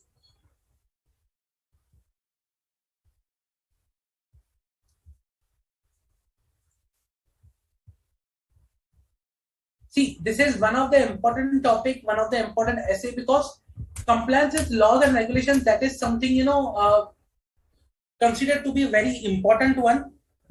Okay, let me check if I have one more question. We can discuss that also. That was the important one, if I remember.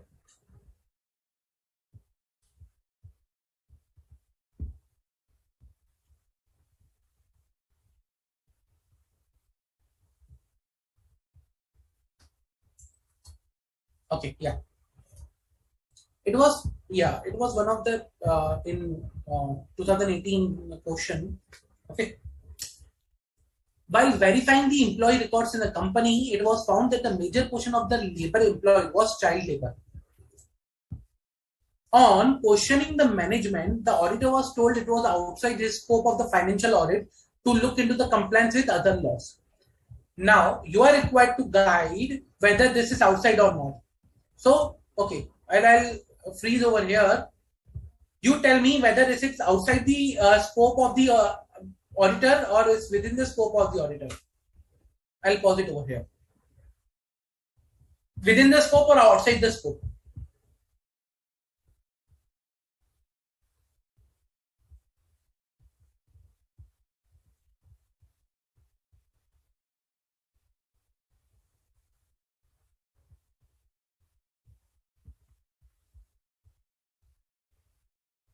You tell me this is within the scope of the auditor or outside. While verifying employee records, auditor identified that there was a major portion of labor employed was a child labor. Now, management is saying that okay, this is outside the scope of the financial audit. You shouldn't be looking into this. You tell me within scope, outside scope. Correct, Jay?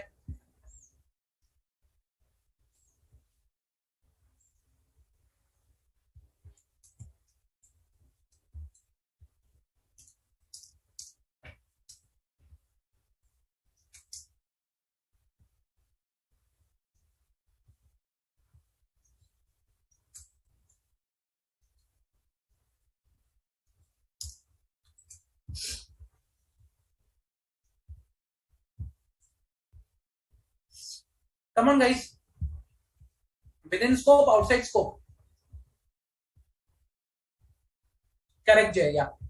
So this is within scope. Reason because as per the Child Labor Prohibition and Regulation Act, a person who is employing child laborers can be imprisoned for 2 years with a fine that is that depends upon the number of child laborers, the period and everything. But again, it's a can be imprisoned for the 2 years, and hence in the current case this becomes a law which has an indirect effect. So, compliance with laws and regulations as per SAP 250, the auditor shall obtain sufficient and appropriate audit evidence regarding the compliance with the provision of those laws and regulations, generally recognized to have a direct effect on the determination of the material amounts and disclosure in the financial statement.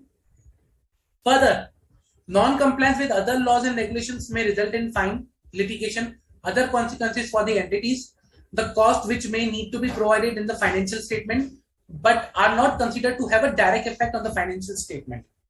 In the instance case, major portion of the labor employed in the company was child labor. While questioning by auditor, the reply of the management that it was outside the scope of the financial audit to look into the compliance with other laws, which is not acceptable and it may have the material effect on the financial statement. And thus, auditor should ensure the disclosure of the above fact and the provision for the cost of fines, litigation and other consequences for the entity. In the case, auditor concludes that the non-compliance has a material effect on the financial statement and has not been adequately reflected in the financial statement, then auditor should express a qualified or adverse opinion on the financial statement. So this is an indirect. If an indirect law has a material impact, then I'm supposed to look into that. Clear? Are you getting the topic or the questions that we are discussing today? So these are some of the questions which are already asked in the past.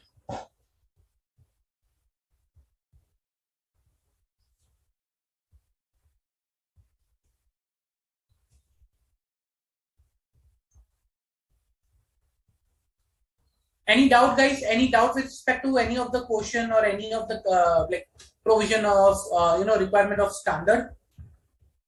Any doubt?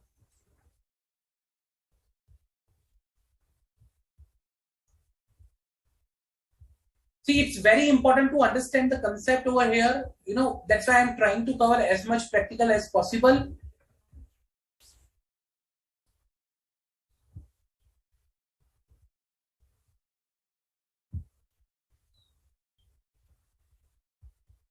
Any doubt, guys?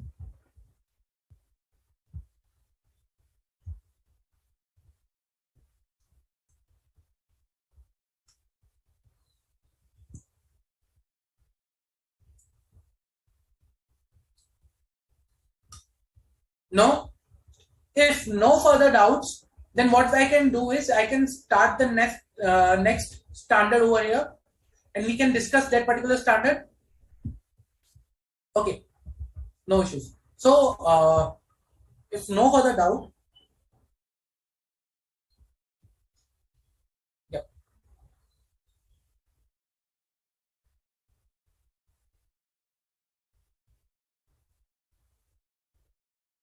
sure, Jay. So, Jay, can you rewrite your question with respect to the direct effect versus not direct? So I can understand like what you want to understand in this particular case.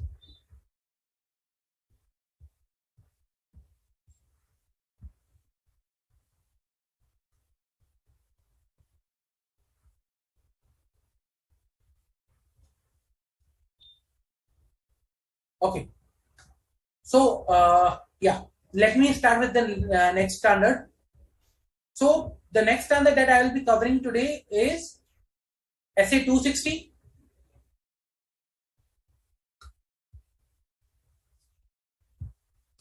So SA 260 is the standard that I will be covering now. Okay, that is communication with those charged with governance. Let me explain you this particular concept and then we'll move forward. See, in an audit, let's say for example, I identified the non-compliance, I identified the fraud, even I identified the risk of fraud. What I will be doing then now after identification, let's say I identified the non-compliance, what should I do? I need to communicate with the management or those charged with governance. We saw at a multiple stages that okay, we are required to communicate few things with the management or those charged with governance. Now, how to communicate, what things we should take care while communication with the those charged with governance, or what are the points that we should be focusing on, that is something this standard will provide. Other standards provide, okay, when you are required to communicate or when you are, required to provide the information to the those charged with governance, this standard provides how to communicate and what are the things that you should be taking care while communicating. Okay. So, as the name suggests, communication with those charged with governance. Okay, and here the auditor's responsibility with respect to SA 260 or under SA 260 is that auditor is required to communicate with those charged with governance in the audit of a financial statement. Now, communication will depend upon the size, structure, identifications of the items on the various method that we'll see, but in no case it establishes a requirement to communicate with the management or owners. So this standard doesn't deal with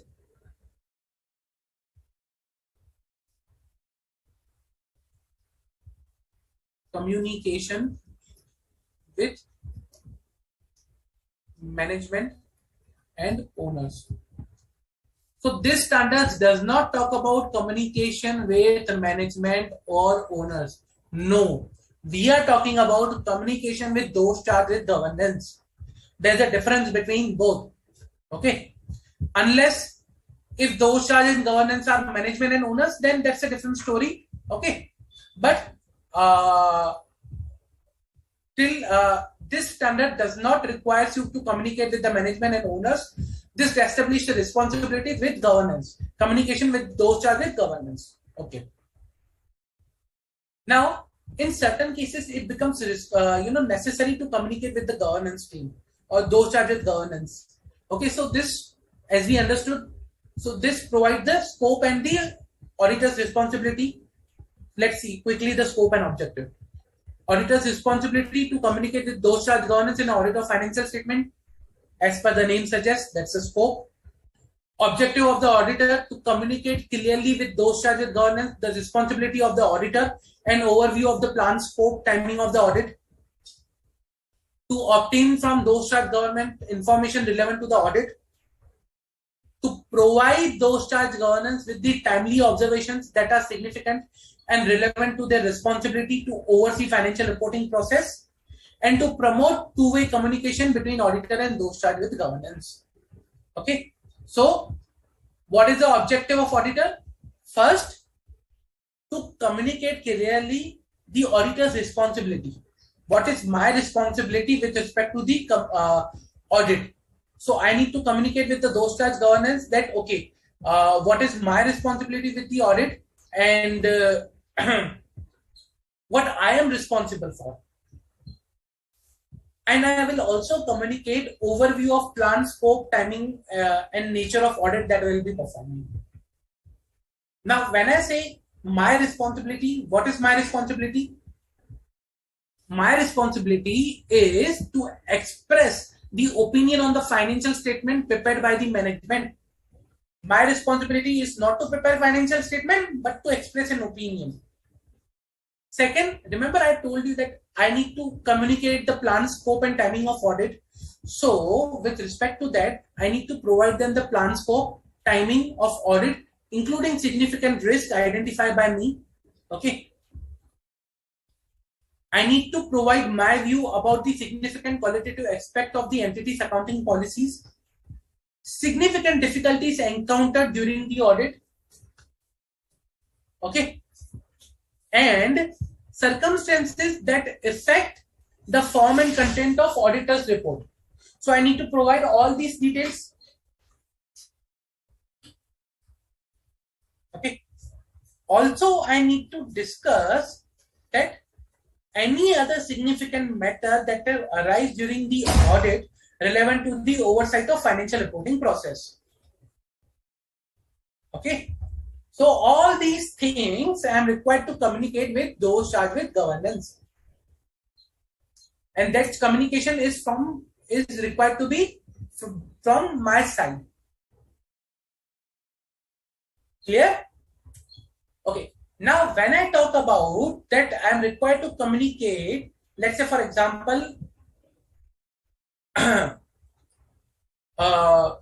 view about significant qualitative aspects of the entity's accounting policy. When I talk about qualitative, what qualitative I am talking about? So, when I say auditor's view about significant qualitative aspects of the entity accounting practice, it includes, accounting policies, estimates, financial disclosures that I will be that management is making during this particular audit. So while preparing the financial statement, they might be making some estimates, some judgments, some assumptions. So I will be looking onto those assumptions, estimates, and judgment, and accordingly I need to report. So for example, let's say there is a particular critical accounting estimate, okay, the management has made. Now I will be looking into that estimate, whether that estimate is appropriate, and there is a particular standard on to that. So I will be applying that standard, I will be performing my duties and responsibilities, I will be evaluating that estimate, and then from that particular area I will be communicating with the management what I think about that particular estimate. Okay. So there are certain things, that as an auditor, I need to communicate with the management. Let's say, for example, significant difficulties encountered during the audit. Now, if you are performing the audit and management is not supporting you, if they are not providing you the data, let's say, for example, there is a huge delay, okay, in providing the data, or management is providing you half information, or management is not cooperating with you, then these things you are required to communicate with those charged with governance. Okay. Any event that is impacting your audit report. Okay. So circumstances that affect the form and content of the audit report. Let's say, for example, if any of the things that I have identified might impact, requires me to modify my opinion. If there is something that requires me to modify my opinion, then I need to, that will impact my form and content of the audit report. I'm required to communicate that also. Like, okay, instances where I will be, modifying my opinion, or let's say I'm including a paragraph on the material uncertainty relating to the going concern, or I'm, anything which I'm including into the emphasis of matter paragraph, SA 706, or is there anything, I might be including into other matter paragraph, again SA 706.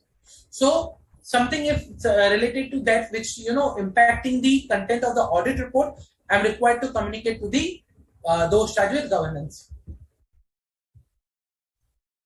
Other significant matters that might have arisen during my audit, that can be some non-compliance can be there, some other matters there can be there where I need to bring attention of those charged with governance. So all these things I am required to communicate to them. Okay. Other than this, what I'm required to communicate. Other than this, what I'm required to communicate is about my independence. So I'm required to communicate a statement that engagement team members and other in the firm have complied with the relevant ethical requirements regarding the independence. So I'm required to communicate about my independence.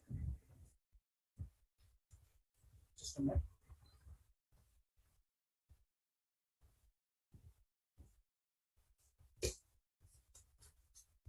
Sorry, yeah. I'm required to communicate about my independence. Also, I'm required to communicate regarding the safeguards that have been applied to eliminate and identify threats to independent or reduce them to an acceptable level. Okay.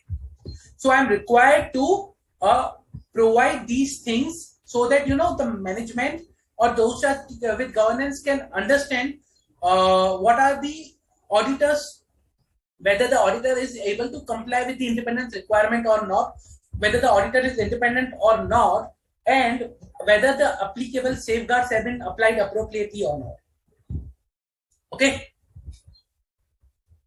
Then, what is the requirements, other requirements, or other consideration or important points?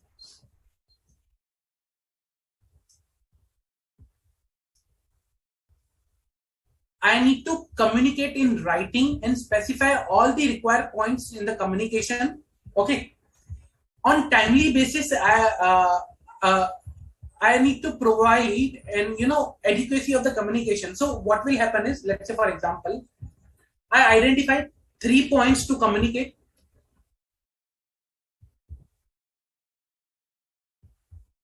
So the important aspect with this will be like, okay, when I'm communicating, like whether I'm communicating orally or in written format,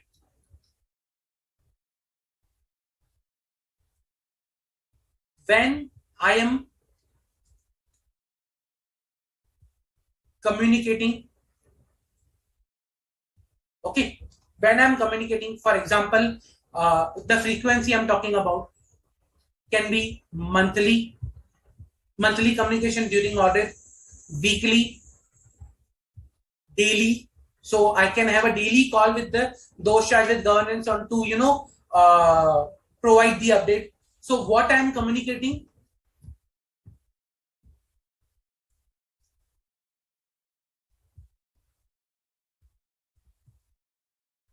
how I am communicating,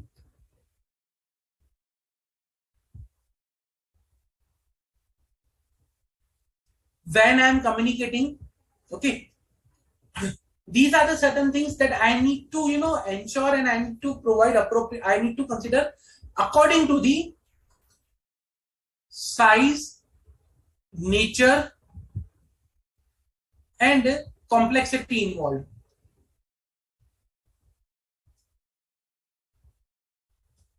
So size of the business or the audit engagement, nature of the issues that I have identified, like what I'm communicating, complexity of the items that I am required to communicate. Okay, all these things are there that I need to consider while communicating. What I'm communicating, how I'm communicating, when I'm communicating, that depends upon the size, nature, and complexity involved in that particular thing. Okay, so documentation. Once I communicate, then I need to make sure that I appropriately document the communications with those charged with governance. Okay, whether orally or in writing, in audit documentation, that okay, these were the documentation, these were the communications that were done, and again, like communication is required to be there on timely basis, but the frequency or when I'm communicating, that will be depending upon other factors. Okay. If management and those charged with governance are same, then I'm not required to communicate twice. Okay. If management and those charged with governance are same, do not communicate twice with respect to the things. Clear? So these are the things I'm required to communicate. If I have to summarize what I'm required to communicate, first, significant qualitative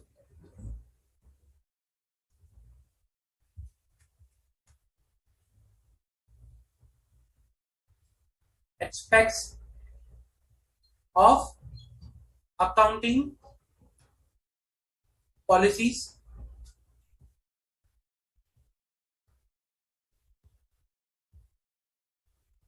Second, significant difficulties.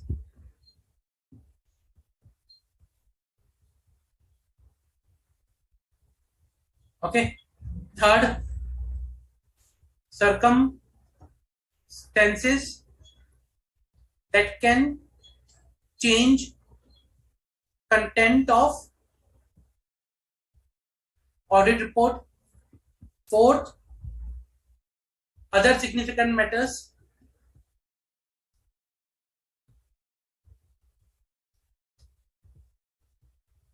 Fifth, independence related.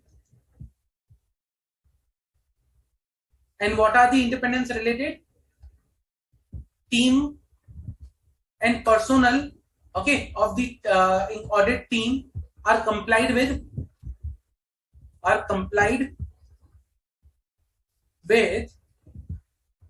okay, ethical requirements including independence. So complied with ethical requirements and independence requirement.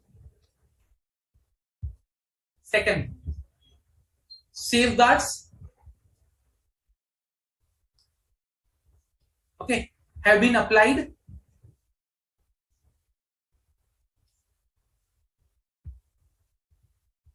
to identify threats to independence.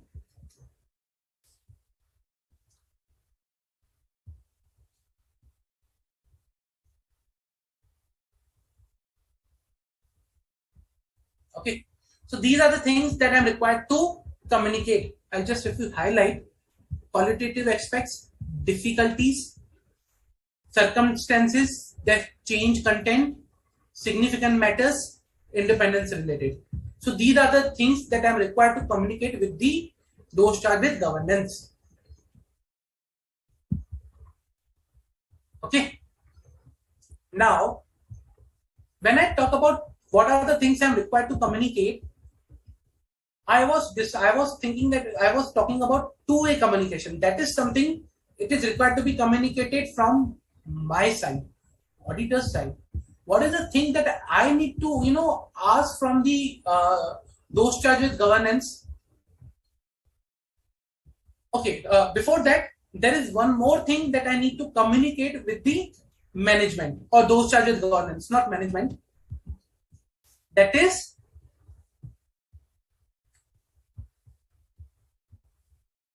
auditor's responsibility. What is my responsibility? I need to communicate that I am responsible for forming an opinion and expressing an opinion. Okay. My audit does not relieve the management from their responsibilities. So I am required to provide my opinion, my responsibilities to the management or to those charged with governance. So I need to communicate what is my responsibility, auditor's responsibility. Clear? Now, when I talk about two-way communication, okay, when I say two-way communication means I need to also inquire with the governance that I need to obtain from those charged with governance relevant information about audit. Okay, I need to ask them, okay, if there anything they have identified with respect to the fraud or any material risk of fraud they are looking into. So there should be two-way communication. I'm providing my information, the information that I'm required to provide, plus I need to ask information from them also with respect to the other areas. And those things we will be learning when we looking into the other standards gradually. Okay, so there is what we need to ask from the management or those charged with governance. We'll see or we'll study in the other standards, and that is the two-way communication that we will establish with them. Clear? Any doubt? Any doubt, guys? with respect to this particular standard? Pretty easy. It talks about, the requirement to communicate with those charged with governance.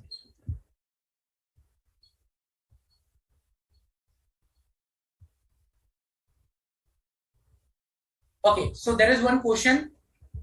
Direct effect, okay, it is related to the earlier standard. That is, what is direct effect on the determination of material amounts in financial statement? Direct effect means, let's say, for example, tax loss. Now, your income tax liability that is there in your books of account, okay, will be directly determined based on the compliance with the tax laws. So these, or let's say, for example, labor loss. So labor loss will decide how much of the amount you are required to recognize as a provident fund payable or provident fund liability, ESIC liability, and all those things. So these laws have a direct effect on the recognition of certain amounts in your financial statement. That's why they are known as the laws having direct effect. I hope you understood how I am talking about the direct effect. 3 points to communicate, please repeat. Okay. Which 3 points you're talking about? Can you just explain a bit so that I can discuss? So these are the points that I am required to communicate. But which 3 points you are referring? Can you just provide a bit?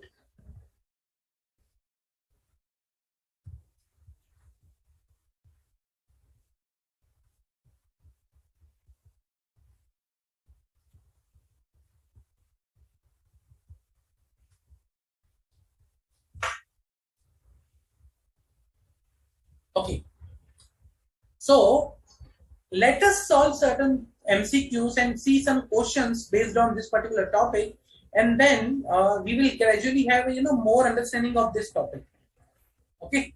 So let us solve some questions based on which we will be looking onto certain practical aspects of this particular standard also. Okay.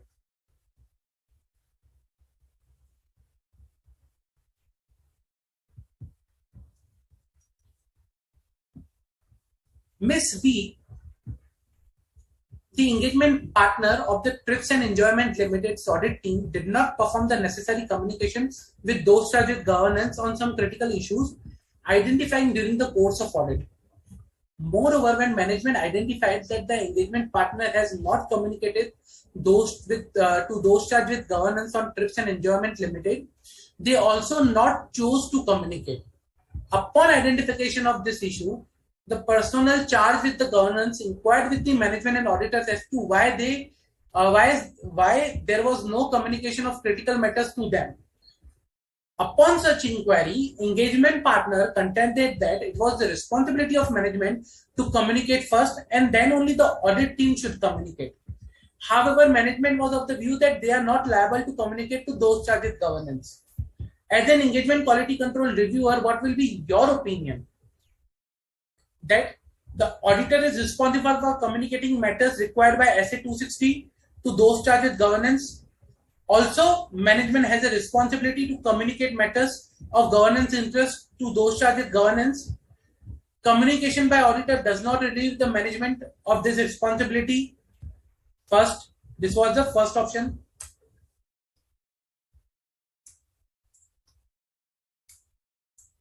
Second option, SA are not applicable to the management, and hence management was not responsible for communicating the same to those charged with governance.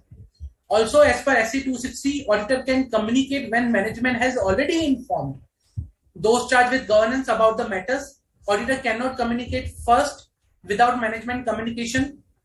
Third option, communication by management with those charged with governance of matters that the auditor is required to communicate does not relieve auditor of the responsibility to also communicate them if the management has already communicated. Hence, in the current case, management should have communicated as it was their responsibility. Fourth, SA 260 require auditor to perform procedures specifically to identify any other matters to communicate with those charged with governance, which includes matter already communicated by management of non-material nature.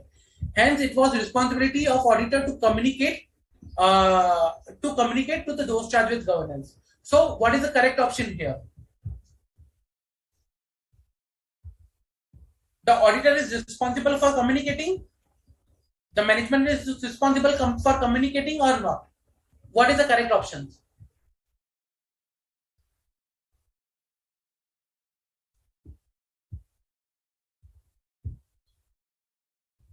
Come on, guys.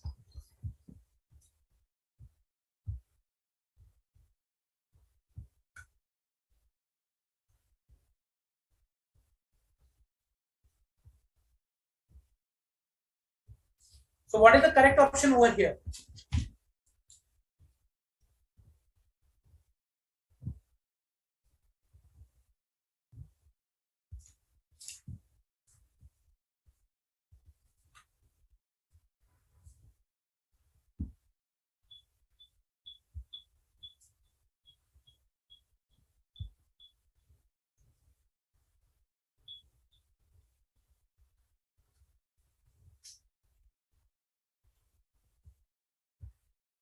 See, in the first option, what it says that auditor is responsible. Okay. Management also has a responsibility. Okay. And then communication by auditor does not relieve management. That is the first option. Second option, SAR not applicable to management. Hence, management was not responsible. Auditor can only communicate when management has already informed. So, auditor cannot communicate. That's the second option. Third option, communication by management. Okay. Of the matters that auditor is required does not relieve auditor the responsibility to communicate. Okay. In current case, management should have communicated as it was their responsibility.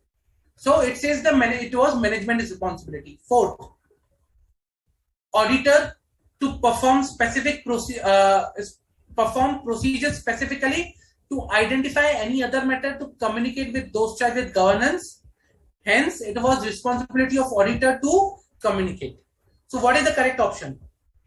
1, 2, 3, 4.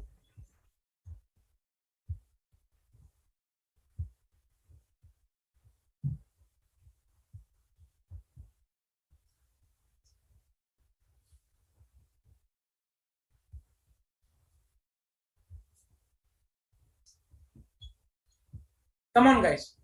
What is the correct option? 1, 2, 3, 4.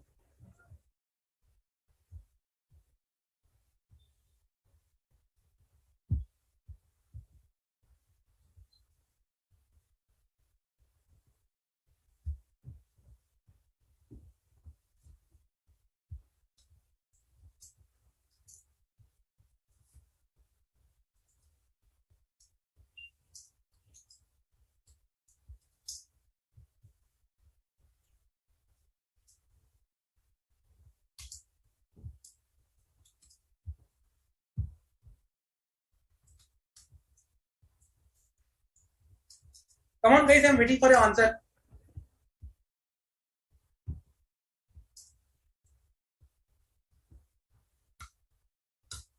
So,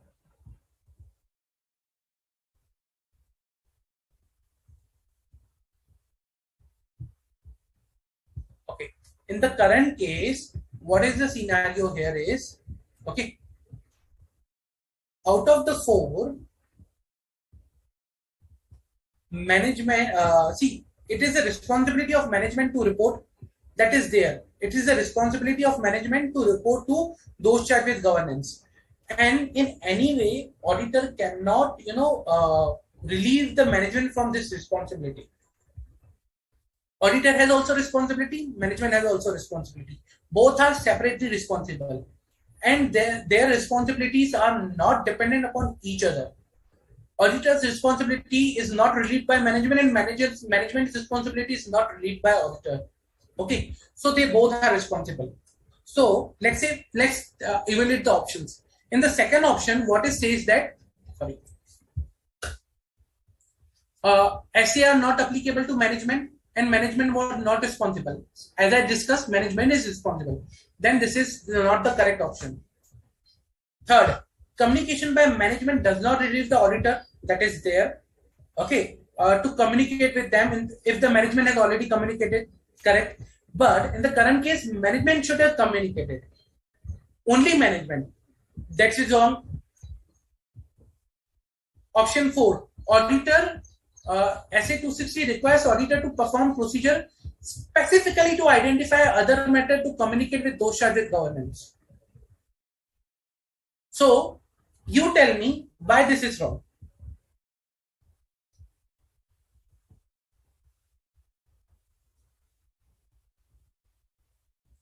Why this is wrong?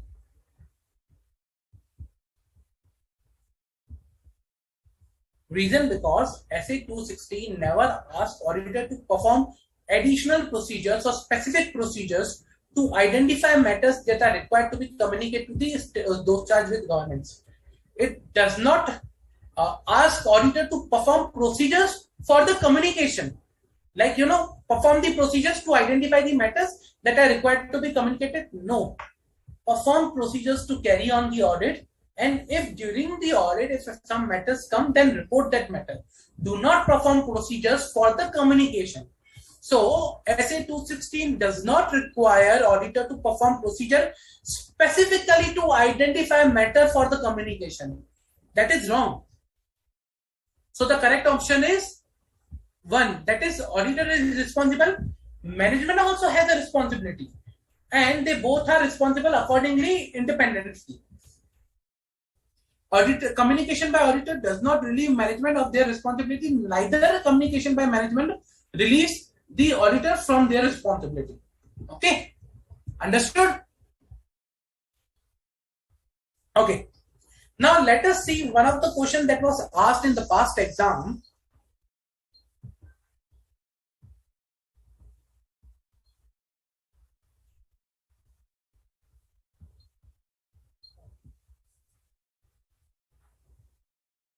Let me bring up on the screen that particular portion.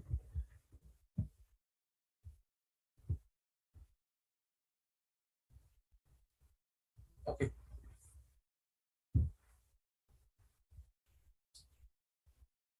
That was November 20 question. Mr. BK partner in Messrs. BK and Associate, as a part of audit presentation to the audit committee of Messrs. XYZ Limited, a listed company, highlighted the following: difficulties faced during the audit, disagreement with management, management letter points, draft management representation letter to be provided by company in connection with the audit. Some of the audit committee were not happy with the above presentation and asked Mr. BK to take it back and submit directly to the board. They believe that the audit committee is not the forum for discussing such problems, and this has to be sorted out between auditors and management. Please comment on above. Okay. Now, as per SA 260, what are the things that management is required to discuss? What are the things that auditor is required to communicate with those charged with governance? So, they need to discuss, okay, over here, yeah.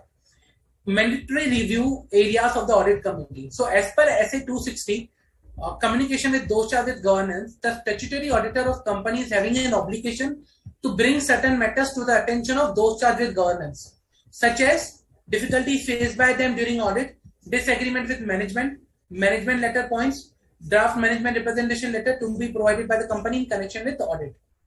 Further, audit committee is also having an obligation mandatorily to review certain areas before providing their recommendation input to the board. Given below are the required to be mandatory reviewed by the audit committee in the case of listed companies. Management discussion and analysis of financial condition and results of operations, statement of significant related party transactions, management letters, letter of internal control weakness issued by statutory auditor, internal auditor reports related to the internal control weakness. So these are certain items that the audit committee is required to review in case of a listed entity. Okay. Now, auditor should have further ascertained whether management discussions and analysis report include discussion on the matters stipulated, whether certain deficiencies or adverse findings are noted in the audit committee, and whether the auditor will be required to see that these have been suitably dealt by the management in the report on the corporate governance or not. So these are the things auditor is also required to review over and above the discussion. In the instance case, Mr. BK, partner in Messrs. BK and Associate, highlighted the fact such difficulties faced during the audit, disagreement with management, management letter points, draft letters, management letter to be provided by company in connection to the audit. However, some committee members were not happy. The contention of those audit committee members regarding the problem to be sorted out between auditor and management is not in order with the audit committee, because this is required as per the SEBI LODR regulations also. Plus, as per the SA 260, auditor is also required to communicate. So there is a two-way responsibility. SEBI LODR says that audit committee is required to look into these particular things. Plus, at least 260 says that auditor is required to communicate. So, two-way responsibility is established, and you are required to answer in such a way. Okay. So, this question deals not only with the SA 260 plus SEBI LODR requirements also. Understood?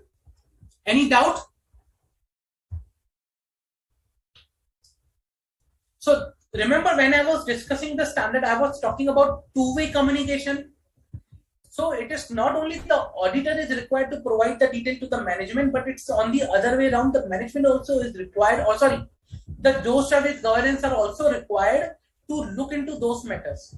And there are certain laws and regulations which mandate the audit committee or those charges governance to look into those matters. One of them is the SEBI LODR regulations for the listed entity. Any doubt, guys? Any doubt? Yes, Jay. So, significant difficulties, circumstances that change the content of audit report and qualitative aspect of accounting policies and estimates. These are the points that auditor is required to communicate to those charged with governance. Significant difficulties means any issue that they have faced during the audit, like management is not providing data or management is not cooperating. Circumstances that change the content of audit report, that is something, modification or qualification of the audit report. Emphasis of matter paragraph, other matter paragraph, going concern related.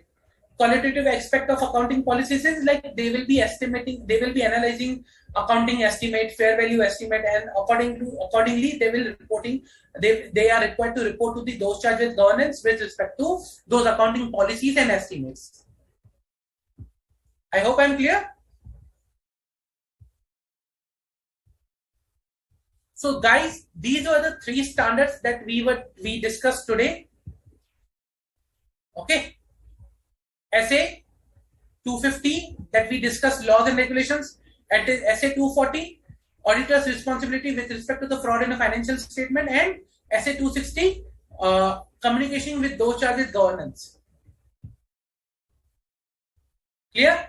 I'll suggest after this lecture, please look into these standards, read, okay, come up with your questions in the next lecture, try to solve as many questions possible. Study material is sufficient on this. Please refer to the study material or bare text of the standard. That is more helpful. Okay. And please, even in the next lecture, be ready with these standard that we are going to discuss. Read in advance so that you will be able to discuss the questions that you already have, and you will be able to understand the standard in more detail. Also, please provide your feedback with respect to the lectures, whether you are liking it, how it is going, what additional you need on the app. It is very important for us to understand your feedback, your views about this particular lectures. Okay, guys, please read and come and ask questions as much as you can.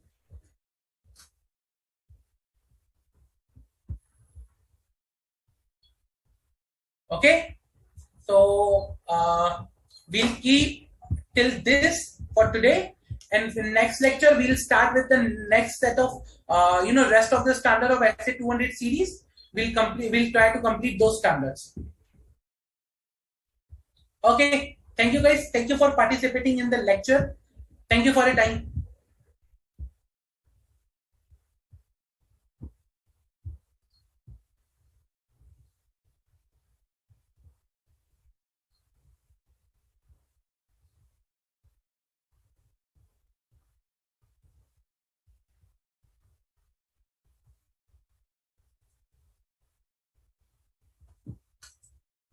निसर ji,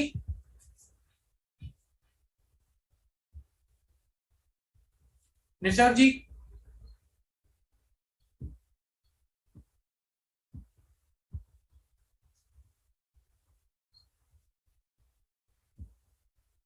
Nisar ji,